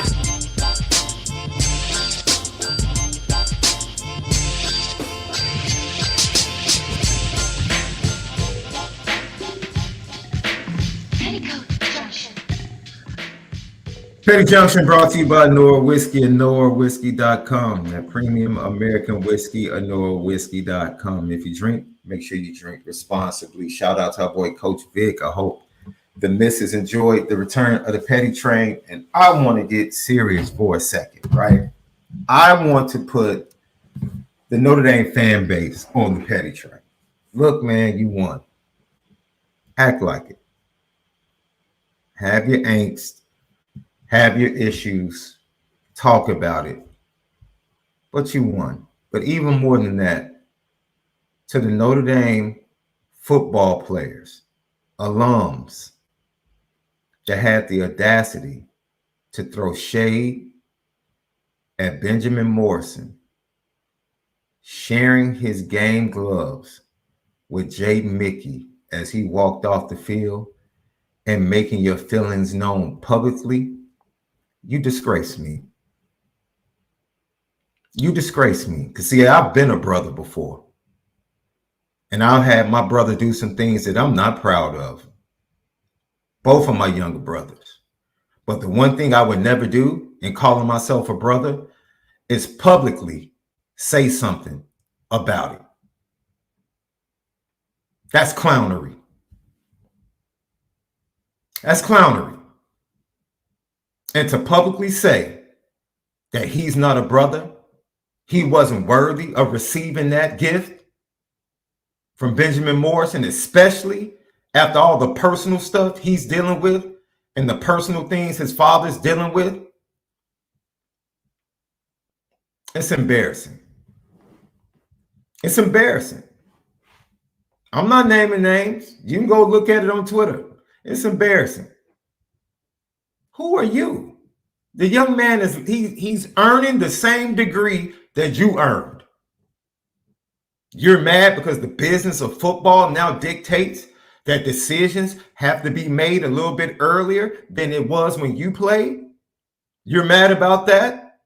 You're mad about the era that exists, and you want to take it out on the young man without even talking to him or finding out what really is at the core. And oh, by the way, so what if he was upset with his playing time? So what if he wanted to make the decision to go find a place to show his wares as a starter? So what? It's his decision in his life.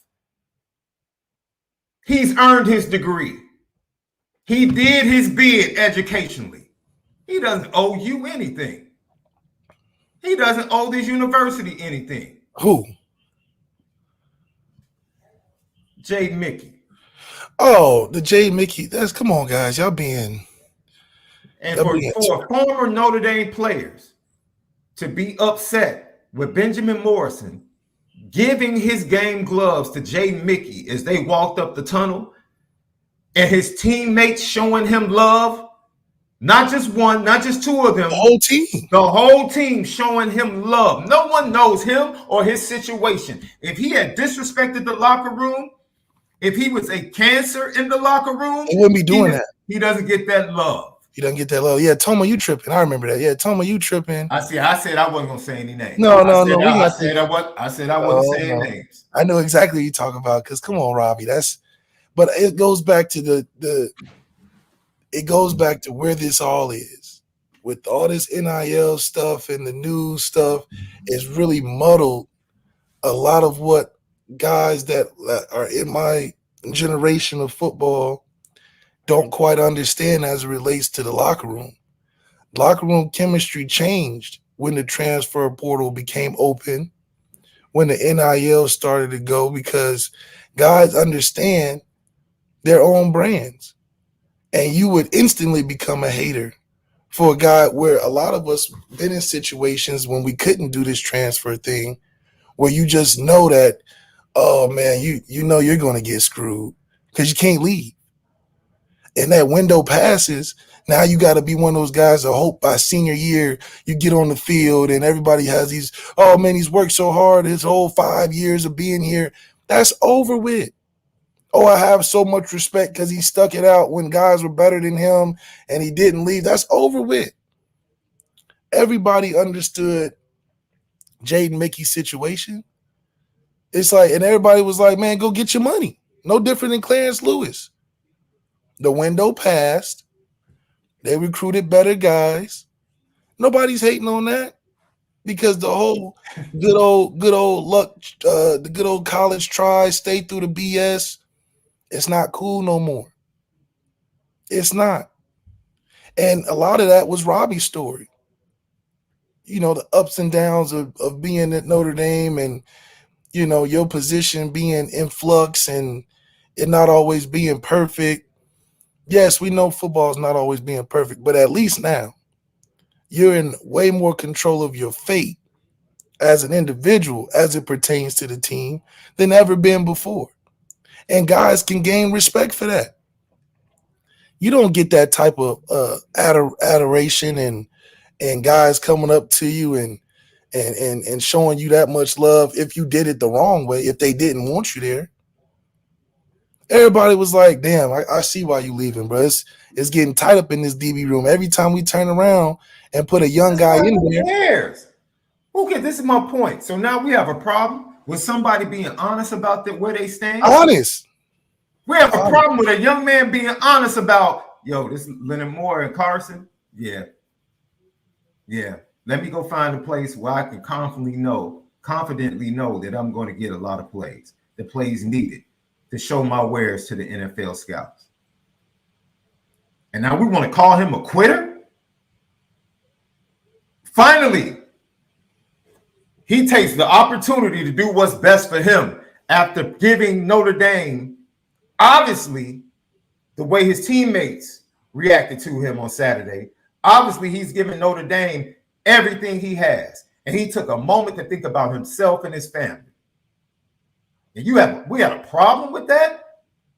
Man, let me stop before I go deeper, dog. Because I'll say some stuff. I just know from an integrity standpoint, I have two brothers. I have brothers in Christ that I grew up with in the church. I have brothers that I played baseball and basketball with. Whatever I need to say to my brothers, I say to their face. To their face. You got a problem with Jay Mickey? Hit him up on the phone. DM him. Don't jump in the Twitter streets and do that crap. And then instigate a bunch of fans piling on. Don't do that crap. That's clownery, man. That's clownery. That ain't Notre Dame, bro. That's not a good representation of the Notre Dame brotherhood. It's not. Period.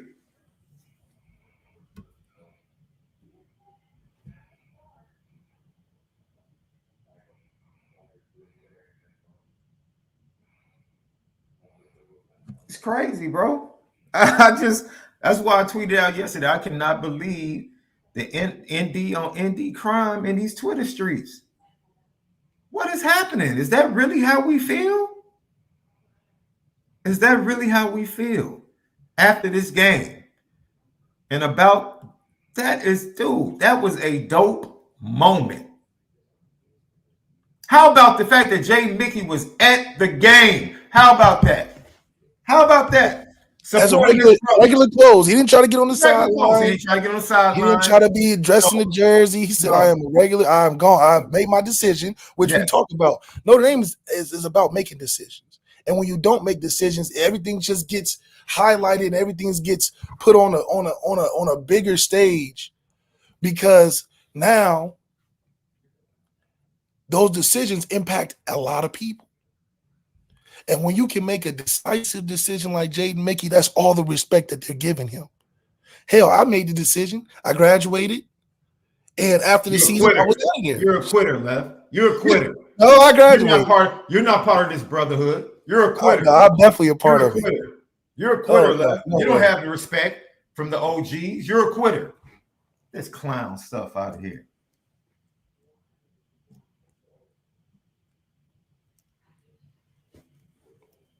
The heck out of here. I would say some stuff. I was about to pull up some stats, but I was like, let me relax, dog. I was like, cats talking like they big time Heisman Award winning cat, like they got the power to kick cats out of the brotherhood. Like, come on, man. Like, relax, man. Relax, yo. Like, that was crazy. That was crazy. That was crazy. Yeah. And I was surprised, I was surprised, yet I wasn't surprised because Robbie just doesn't understand where the mentality of the team locker room has changed. The mentality of the team locker room has changed because of this transfer portal, where a guy like Clarence Lewis, you want him to go. That's your brother. You want Clarence Lewis to go and ball out. He's a quitter too. He's a quitter too.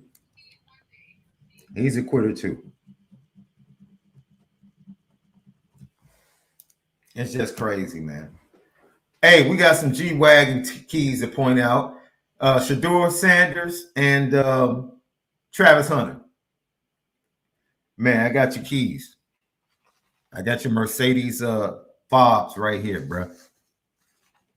Okay? Come on, hop in the G-Wagon. You were G's this weekend. Ryan Williams from Alabama. Jeremiah Smith from Ohio State. Come on down, man. Pick up your keys. That's absolutely amazing work that both of you guys put in this weekend for the Buckeyes and for the Crimson Tide. Absolutely amazing work.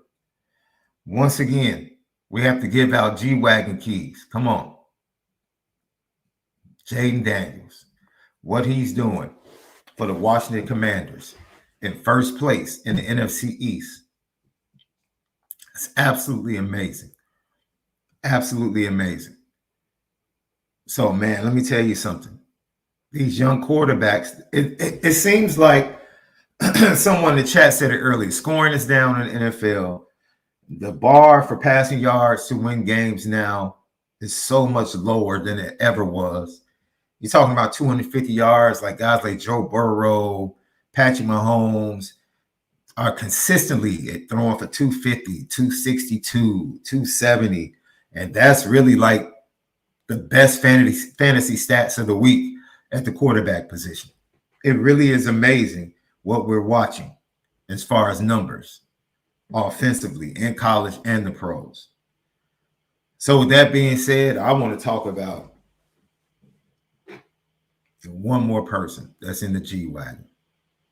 Breonna Stewart, that 40 piece you put on the Las Vegas Aces yesterday, and Nafisa Collier, back-to-back 40-point games for the Minnesota Lynx. Man, come on down to get your G-Wagon keys. You guys were G's this weekend and on last week. You got any G-Wagon keys to give out left before we get out of here? G-Wagon keys, give the keys to give the G-Wagon keys, because there's been a lot of G's this week. If he had won, Carson Beck was definitely going to get the G-Wagon keys. Carson Beck and also Ryan Williams. Yeah, oh yeah. Ryan Williams gets the G-Wagon keys as a 17-year-old. Doing what he's doing is incredible. Hey, baby.